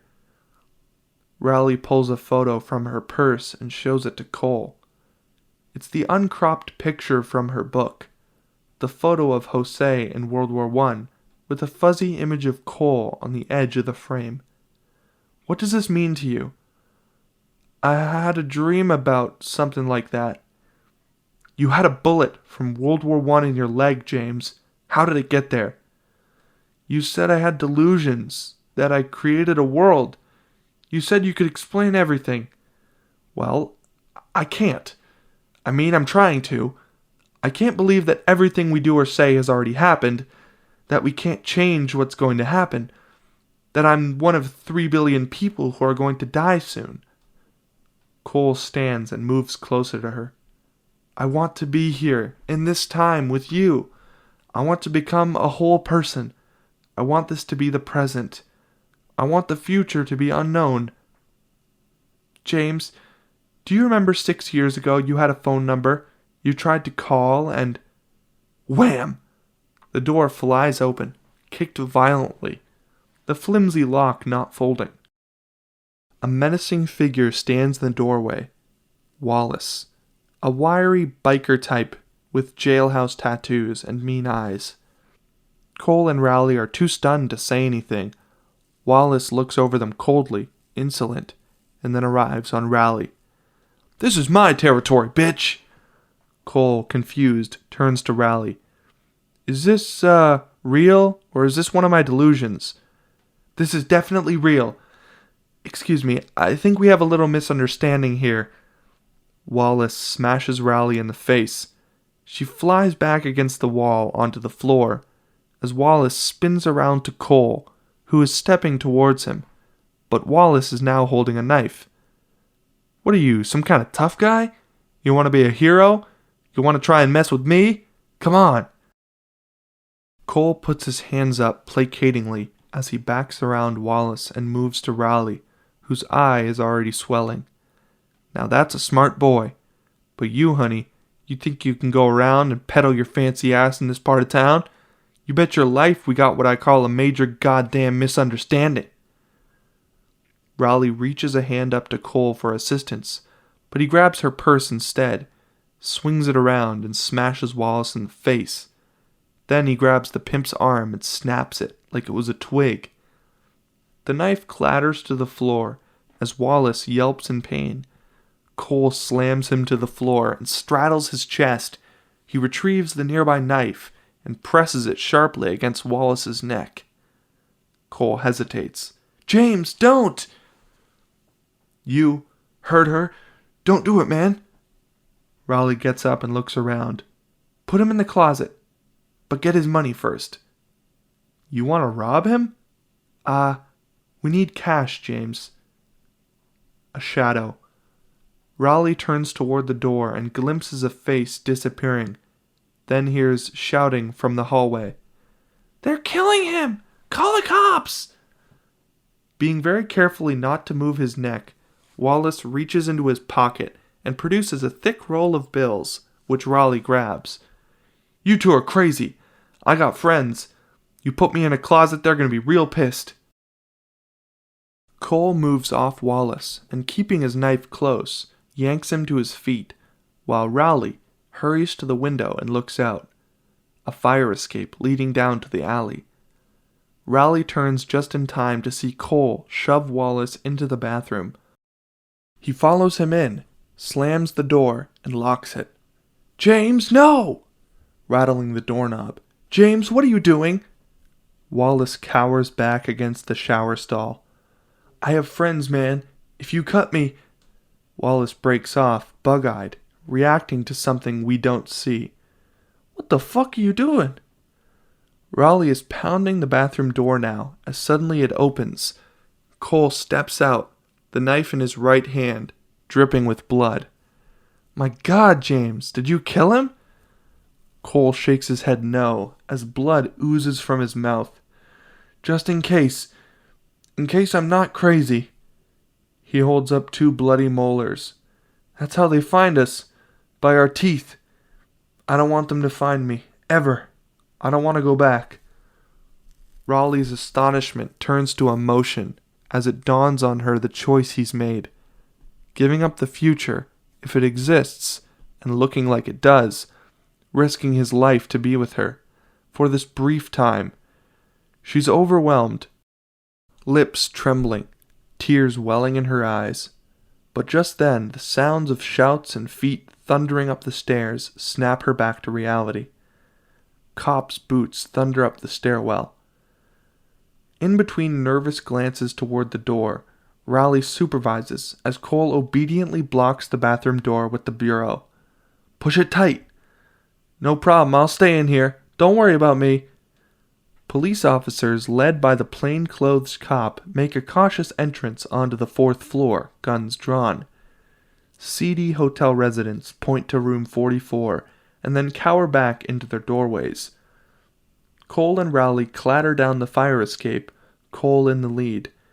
They come to the end of the metal stairway. It's a long distance to the ground. Cole jumps down, turns, and reaches up to her. She lets herself down to him. Their eyes meet.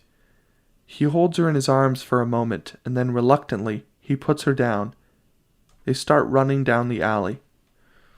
The plain-clothed cop has his pistol out, his back to the wall, alongside the open doorway to room 44. The uniformed officers are backing him up, weapons drawn. "Police! Throw your weapons out and come out of there!" No response. The plain-clothes cop charges into the room in a crouch, pistol extended in both hands. He pans the gun around the empty room, the open window, the blood on the floor. "Hey, is that the police? I'm an innocent victim in here. I was attacked by a coked-up whore and a crazy dentist." A city bus disgorges a stream of passengers at a stop in the Tony downtown shopping district. Among them, Rowley looks furtively left and right, Cole on her heels. She's hidden her bruised eye behind sunglasses. He's holding a bloody handkerchief to his mouth. As he steps to the sidewalk, Cole is overwhelmed by the bustling city, the tall downtown buildings. His eyes go up. A building towering toward the sky, a building with a ledge. The same ledge the lion prowled in the future. Cole is shaken as Rowley ushers him into the recessed entrance of a store. "Wait here. I'm going to try that phone number. Let's hope it's nothing." Dazed by his experience, the flow of shoppers, Cole watches her hurry to a payphone 20 yards away. His view of her made intermittent by pedestrians streaming past, their faces looming frighteningly close.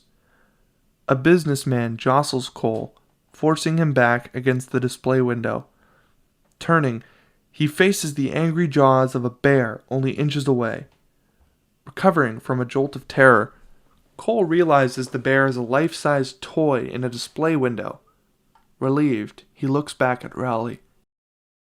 Well out of earshot, speaking earnestly into the phone. Cole, startled, as a businessman, mistaking him for a panhandler, shoves $1 into his hand.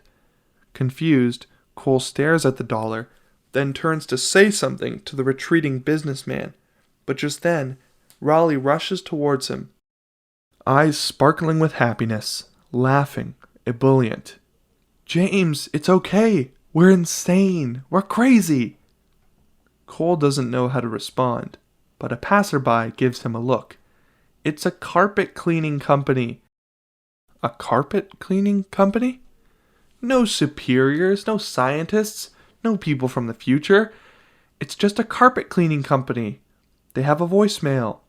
You leave a message telling them when you want your carpet cleaned. You left them a message? I couldn't resist. I was so relieved. Wait till they hear this nutty woman telling them they better watch out for the army of the 12 monkeys. Looking at her laughing face, Cole is struck with horror as he realizes the truth. He starts to recite, "The army of the 12 monkeys. They're the ones who are going to do it. I can't do anything more. The police are watching me." Now she's stunned. She glances back and sees the phone booth 20 yards away. "You couldn't have heard me." "They got your message, Catherine. They played it for me. It was a bad recording. Distorted. I couldn't recognize your voice." Rowley's eyes fill with horror as she grasps the meaning. Angle on a uniformed cop staring out the window of a police cruiser as it inches along in the bumper-to-bumper traffic. Noticing something, he reaches for his radio. Rowley spots the cruiser, grabs Cole, and pulls him into the crowd. "Come on!" Rowley, whose sunglasses don't really hide her bruised eye, add a man's Hawaiian shirt to the pile of other men's things heaped on the counter in front of a very suspicious clerk. "And this? Anything else?" But Cole is not here. He's a short distance away, staring. Aisle after aisle of eager shoppers and a bounty of brand new consumer goods. Cole is remembering another department store. dark and full of moldering merchandise. Turning again to the clerk. I guess that's it. Shall I put this on your account, ma'am? Producing Wallace's roll of bills. No, I'll pay cash. The clerk stares at the huge roll of bills. What floor are the wigs on, please?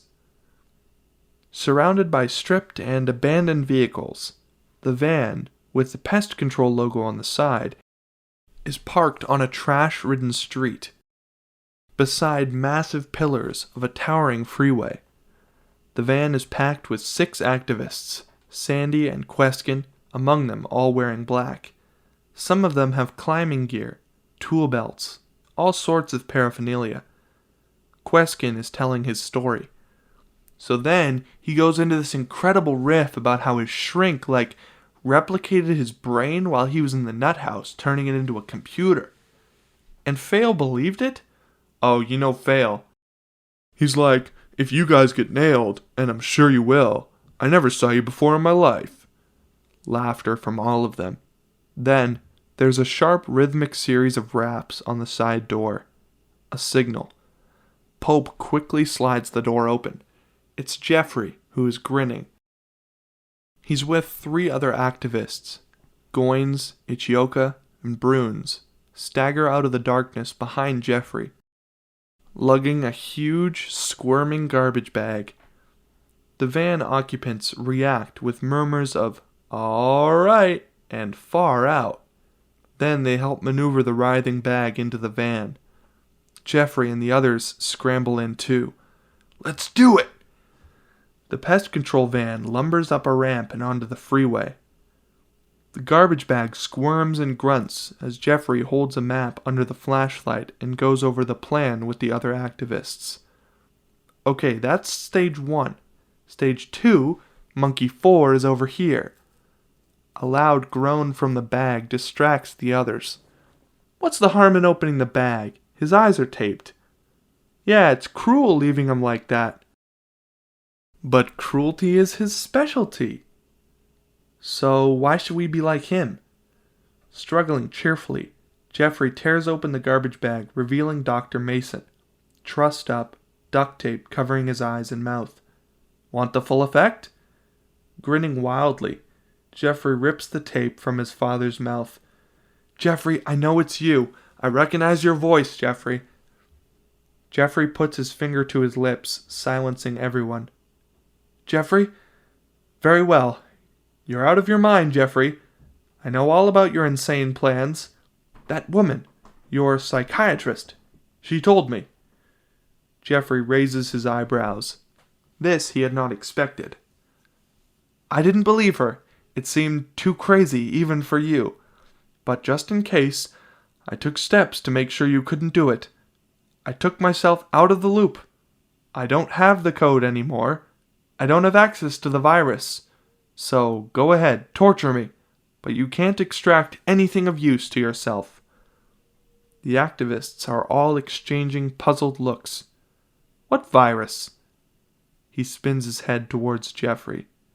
She knew about it, Jeffrey. She knew we were going to try this. What virus are we talking about, Dad? You're insane, Jeffrey. You develop viruses, and you're calling me insane? Typical.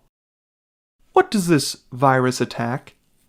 Don't tell me, you sick fuck. It doesn't matter. Have I ever developed a virus? Do I put helpless animals in cages and measure their reactions to electrical stimuli? Do I inject radioactive substances onto living creatures and examine their bowel movements? And I'm crazy. Please tell me, Jeffrey, what exactly are you going to do? I don't have to tell you, I'm afraid. This is a fucking experiment. You're our helpless little test animal, Daddy. Got that?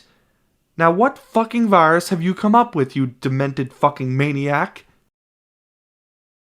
We are now watching a movie screen in a theater. Spooky Bernard Herrmann music. Giant redwoods looming skyward. It's daytime in the Muir Woods. Scotty, James Stewart, and Madeline, Kim Novak, walk toward a display of a cross-cut section of a redwood tree. we're watching Hitchcock's Vertigo. Here's a cross-section of one of the old trees that's been cut down. They look at the lines of the tree marked with cards that say Birth of Christ, Discovery of America, Magna Carta signed, 1066 Battle of Hastings, and 1930 tree cut down. Angle on the theater audience. Empty seats dimly visible in the flickering light. A few shadowy moviegoers scattered here and there. Madeline, pointing, sang with profound melancholy, "Somewhere in here I was born, and here I die. There's only a moment for you. You didn't notice." A shadowy couple near the back of the theater. We can't really see them, but we recognize their voices. "Here, let me help you." The theater is briefly illuminated by a very bright scene on the screen, revealing enough of Cole and Raleigh for us to see she's doing something to his upper lip, while he tries to watch the movie. "I think I've seen this movie before, when I was a kid. It was on TV." Fussing with his upper lip. "Shh, don't talk, hold still." Moving his head to see the film. "I have seen it, but I don't remember this part. Funny, it's like what's happening to us, like the past. The movie never changes. It can't change, but every time you see it, it seems to be different because you're different. You notice different things. If we can't change anything, because it's already happened, then we ought to at least smell the flowers." "Flowers? What flowers?" From the darkness, a movie patron makes the shh sound. "It's an expression. Here." She's pulling something from a shopping bag at her feet and placing it on Cole's head, adjusting it. "Why are we doing this?" "So we can stick our heads out the window and feel the wind and listen to the music. So we can appreciate what we have while we have it. Forgive me. Psychiatrists don't cry." There are tears in her eyes. They discomfort Cole. Maybe I'm wrong. Maybe you're wrong. Maybe we're both crazy. In a few weeks it will have started, or it won't. If there are still baseball games and traffic jams, armed robberies, and boring TV shows, we'll be so happy. We'll be glad to turn ourselves in to the police. Where can we hide for a few weeks? Scotty and Madeline are in the foreground on the screen, the ocean behind them. You said you'd never seen the ocean. We close on a gorilla, by moonlight, a true nightmare vision. Urgent whispers off screen and rustling sounds, and then metal on metal. Only now are we aware that the gorilla is in an outdoor zoo pen with phony rocks, stalking back and forth, huge, upset. Clank, clank, clank, grunts of effort, and then Dr. Mason's voice, plaintive and frightened. "What are you doing to me?" "What are we—" "Jeffrey, please! For God's sake, put the tape back on his mouth." The gorilla bellows angrily, beating his chest. "Forget the tape. The monkey's louder than he is. You gonna tape the monkey's mouth?" Under the full moon, panthers pace back and forth, uttering ominous guttural snarls. The king of beasts gives a deep, fierce roar. From the darkness, unseen elephants trumpet their response. In the aviaries, a pandemonium of wings rustling, sharp metallic clinking of metal on metal, the mutter of human voices, and then a cacophonous crescendo of frenzied screeching as parrots, cockatoos, and other exotic birds careen madly in their cages. Back in the movie theater, Cole is dozing fitfully as the sounds of screaming birds continue. Suddenly he comes awake with a start and sees the movie, filling his field of vision. Tippi Hedren, overwhelmed by the screeching birds in an attic in Hitchcock's The Birds. Cole orients himself, looking around. Empty seats on both sides of him. He's alone. He panics. Catherine? A lobby poster boasts classics 24 hours a day and Hitchcock Festival.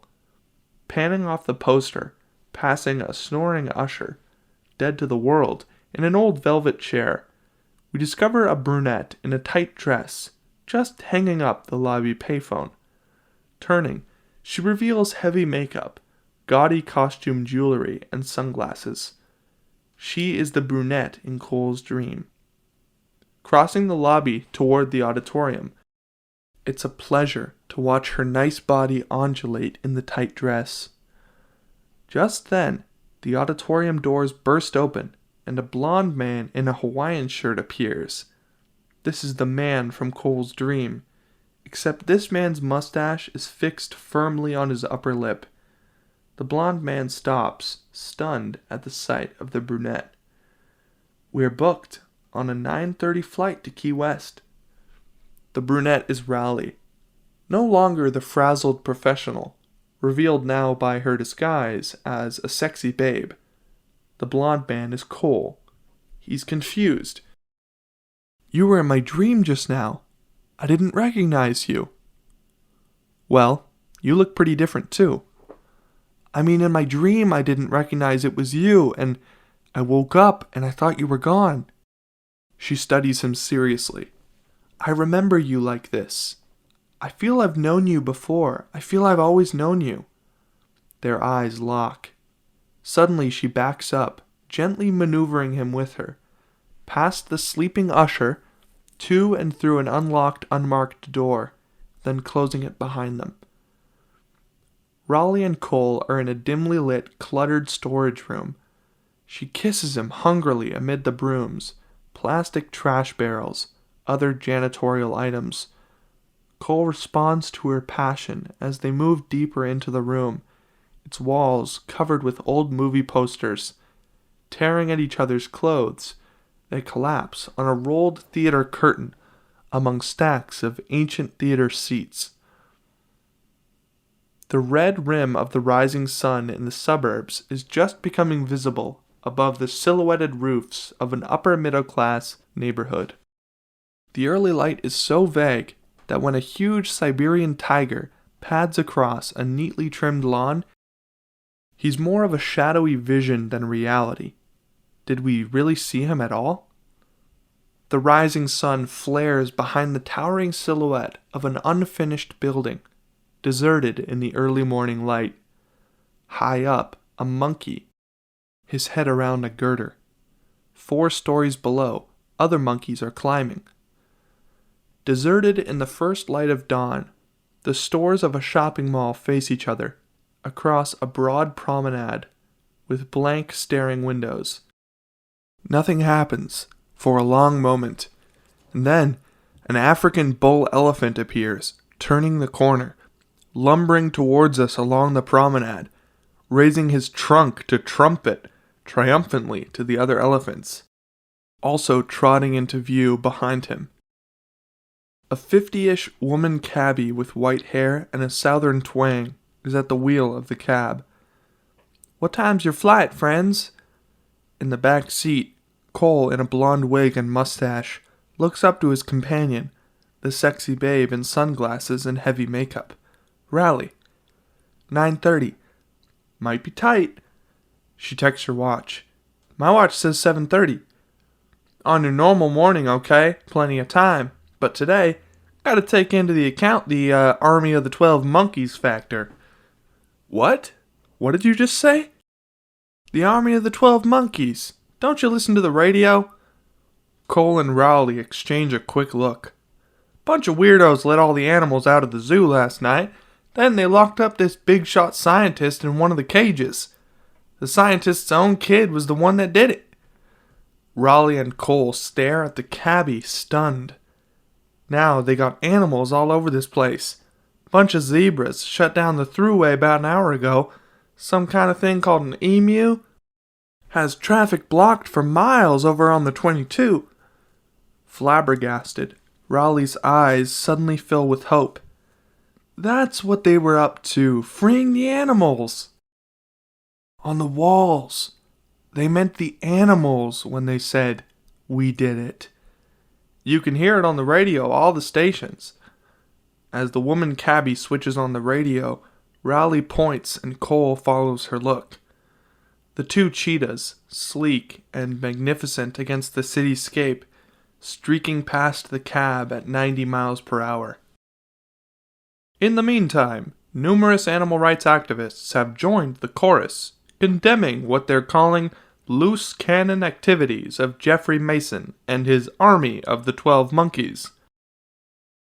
Can these fools seriously believe that releasing a captive animal into an urban environment is being compassionate to the animal?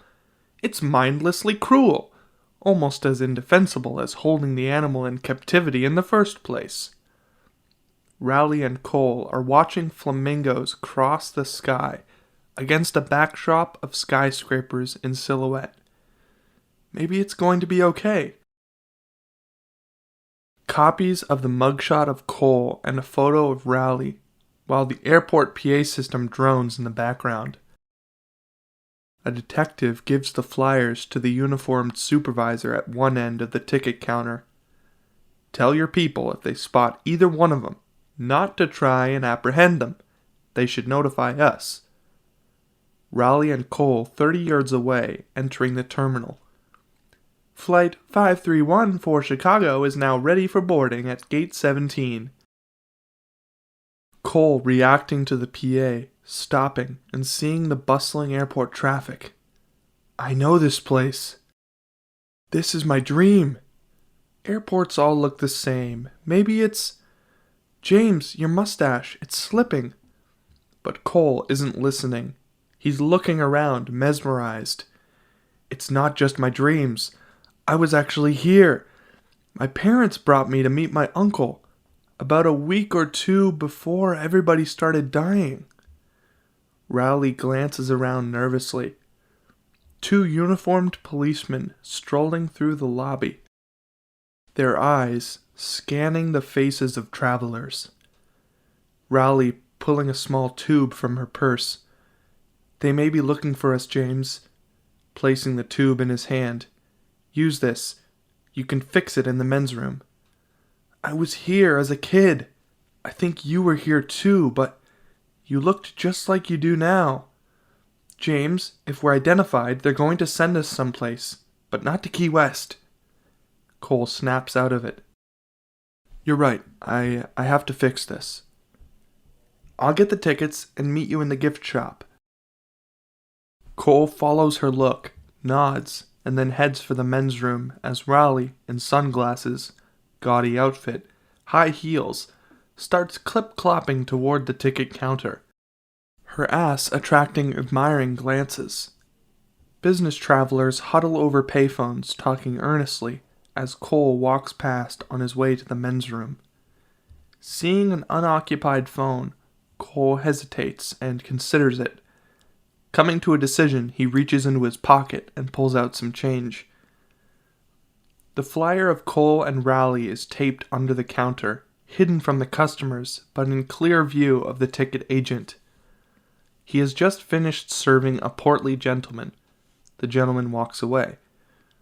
Rowley steps up to the counter smiling, looking nothing like Rowley on the flyer. Judy Simmons, I have reservations for Key West. Cole is speaking into the phone very low, very private, and very intense. Listen, I don't know whether you're there or not.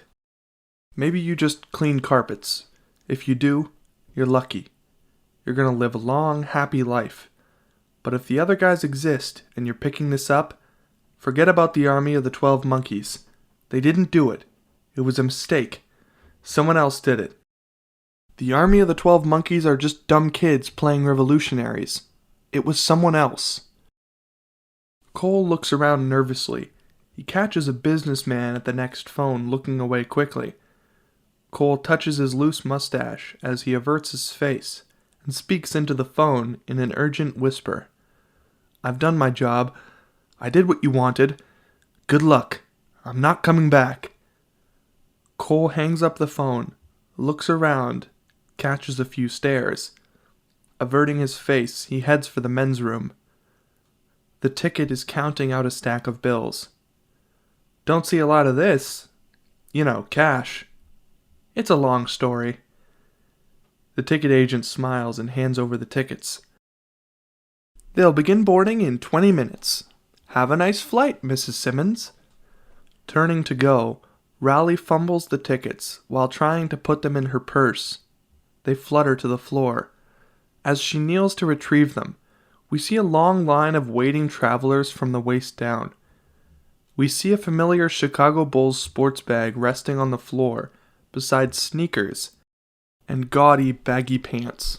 We've seen this outfit before, in Cole's dream, on Mr. Ponytail. The PA drones as Cole, head down, lingers at a sink, washing and rewashing his hands, while another traveler finishes drying his hands, gives Cole a quizzical look, and then leaves. Quickly, Cole glances around, checks the seemingly empty men's room, and then takes the tube of adhesive from his pocket. He puts some of the goop under the loose edge of his mustache and presses it firmly against his face. Got yourself a problem, Bob. Cole whirls and looks for the source of the voice. Nothing, until he spots shoes peeking from dropped trousers, indicating an occupied stall. It must be him. Leave me alone. I made a report. I didn't have to do that. Point of fact, you don't belong here. It's not permitted to let you stay. A toilet flushes in the occupied stall. Cole's answer is loud and defiant. This is the present. This is not the past. This is not the future. This is right now. A plump businessman emerges from the occupied stall, gives Cole a wary look and a wide berth as he heads for the sink. I'm staying here. You got that? You can't stop me. Anything you say, Chief. It's none of my business. Cole looks dismayed. This guy couldn't be the voice, and there are no feet showing under the other stalls. Did he just imagine it? We again see the Chicago Bulls bag. It's on the counter in front of the ticket agent, who's reviewing a stack of tickets in awe. Woo-wee! San Francisco, New Orleans, Rio de Janeiro, Rome, Kinshasa, Karachi, Bangkok, packing. That's some trip you're taking, sir. All in 1 week? Business. Have a good one. Handing over the tickets. Cole emerges from the men's room, shaken and paranoid. He glances around nervously. Then, keeping his head down, he starts walking toward the gift shop. Before he gets more than a few steps, someone suddenly grabs his shoulder from behind. You gotta be crazy, man! Cole whirls and finds himself facing a Puerto Rican youth in an LA Raiders jacket, a sideways baseball cap, and mirrored sunglasses. Jose? Pulling out the tooth, man? That was nuts. Here, take this. Jose tries to slip Cole a 9mm pistol. Astonished, Cole resists. What? What for? Are you crazy? Frustrated, Jose conceals the gun, but keeps a grip on Cole's arm. Me? Are you kidding? You're the one. You were a hero, man. They gave you a pardon. And what do? You come back and fuck with your teeth? Wow. How did you find me? The phone call, man, the phone call. The call I just made 5 minutes ago? Yeah, 5 minutes ago, 30 years ago. Yes, that phone call. I've been in training for this a couple months now. Ever since I got back from that weird war we were in. You remember that? He presses the pistol on Cole. Here, take it, man. You could still be a hero if you cooperate. Raleigh takes a travel book on Key West from a rack, considers it, includes it with several magazines she's holding. She doesn't notice Mr. Ponytail enter the gift shop behind her. The PA system drones flight info as Raleigh checks her watch and frowns. It's getting late. Where's Cole? She turns and heads for the cash register to make her purchases. Mr. Ponytail, seen from behind, is at the cash register already. He sees a newspaper on the counter and searches for change. The paper features a banner headline, Animals Set Free, and the subheading, Prominent Scientist Found Locked in Gorilla Cage, over a photo of Dr. Mason being released from the cage, and another photo of a gorilla perched atop a parked car. Stepping in line behind Mr. Ponytail, Raleigh checks her watch again. Then, Mr. Ponytail, having paid, turns to go, and Raleigh looks up to see his face, though it is not visible to us.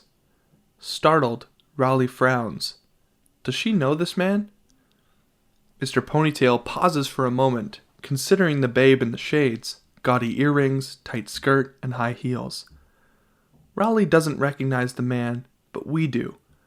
It's Dr. Mason's assistant, Dr. Peters, the man who attended Raleigh's lecture. Smiling, Dr. Peters steps around Raleigh and exits the gift shop. Still puzzled, she puts her purchases on the counter, and the clerk starts ringing them up as a delivery man comes in and drops a bundle of newspapers at her feet. The front page shows a photo of 3 frightened giraffes in freeway gridlock under a headline proclaiming, Terrorists Create Chaos. Further down are 2 more photos, Dr. Mason in a gorilla cage, and a file photo of Dr. Mason in his lab. Close on the shot of Dr. Mason in his lab, there's someone else in the picture. It's a man wearing a lab coat with a ponytail. Raleigh reacts, suddenly remembering. Raleigh looks up from the book she's signing and sees Dr. Peters. Isn't it obvious that Chicken Little represents the sane vision, and that Homo sapiens' motto, "Let's go shopping," is the cry of the true lunatic? Raleigh, stunned, stares in the direction Peters/Ponytail went. Oh my God! Flight 764 for San Francisco is now ready for boarding at gate 36. In the confusion of travelers streaming in different directions, Cole hurries toward the gift shop while Jose struggles to keep up. Come on, Cole, don't be an asshole. Then he blurts out, Look, I got orders, man. You know what I'm supposed to do if you don't go along? I'm supposed to shoot the lady. You got that? They said if Cole don't obey this time, Garcia, you gotta shoot his girlfriend. Cole stops in his tracks, blown away, too stunned to speak. I got no choice, man. These are my orders. Just take it, okay? Cole accepts the gun this time, resigned now. They've got him. This part isn't about the virus, is it? Hey, man. It's about obeying, about doing what you're told. They gave you a pardon, man. What do you want? Who am I supposed to shoot? Just then, Raleigh rushes up to Cole, not even noticing Jose. James, thank God. I thought you disappeared. Listen, I think I know who it is. I saw him. It's Dr. Mason's assistant, an apocalypse nut. The next flight to San Francisco leaves from gate 38. If he's there, it has to be him. Jose, having heard this, steps back into the crowd as Raleigh grabs Cole and pulls him toward the security checkpoints. I love you, Catherine. Remember that. She doesn't hear him or see the look of doom in his eyes. Maybe we can stop him. Maybe we can actually do something. A young boy of 9 passes through the magnetic arch, grinning. Young Cole, exactly as he remembers in the dream. He joins his parents, who are only visible from their chests down, as they continue along the concourse. We linger and discover 2 detectives watching travelers as they pass through the magnetic arch and retrieve their bags from the X-ray machine, comparing their faces to photos of Cole and Raleigh. A security guard watches the X-ray monitor, showing the X-ray image of the sports bag moving along the conveyor belt. The bag contains some strange objects. Excuse me, sir, would you mind letting me have a look at the contents of your bag? Dr. Peters, coming through the magnetic arch, reacts. Yes, of course, my samples. I have the appropriate papers. Raleigh and Cole arrive at the very long, suddenly stalled line of travelers waiting to pass through security. Oh God, we don't have time for this. Dr. Peters unpacks his bowls bag, pulls out 6 metal cylinders along with a change of clothes and a Walkman. Biological samples. I have the paperwork right here. Dr. Peters produces a sheaf of official papers while the security officer examines one of the tubes, turning it over in his hands. I'm going to have to ask you to open this, sir. Dr. Peters. Open it? He blinks stupidly, and then, of course. He takes the metal cylinder and starts opening it. There's a sound of raised voices behind them. Dr. Peters pays no attention, but the security guard turns toward the noise. Raleigh trying to explain something to a second security officer. The 2 detectives nearby showing interest in the commotion. Peters, oblivious to the fuss, pulling a closed glass tube out of a metal cylinder. Here, you see? Biological. Check the papers. It's all proper. I have a permit. It's empty. Indeed, it looks like a sealed clear glass tube with nothing in it. Yes, to be sure, it looks empty, but I assure you, it's not. We angle on Raleigh at the end of the line, arguing with the second security officer. Please, listen to me. This is very urgent. You'll have to get in line, ma'am. We're all in a hurry, lady. What's so special about you? Dr. Peters producing the glass tube from the other metal cylinders as the security officer examines the papers. You see? Also invisible to the naked eye.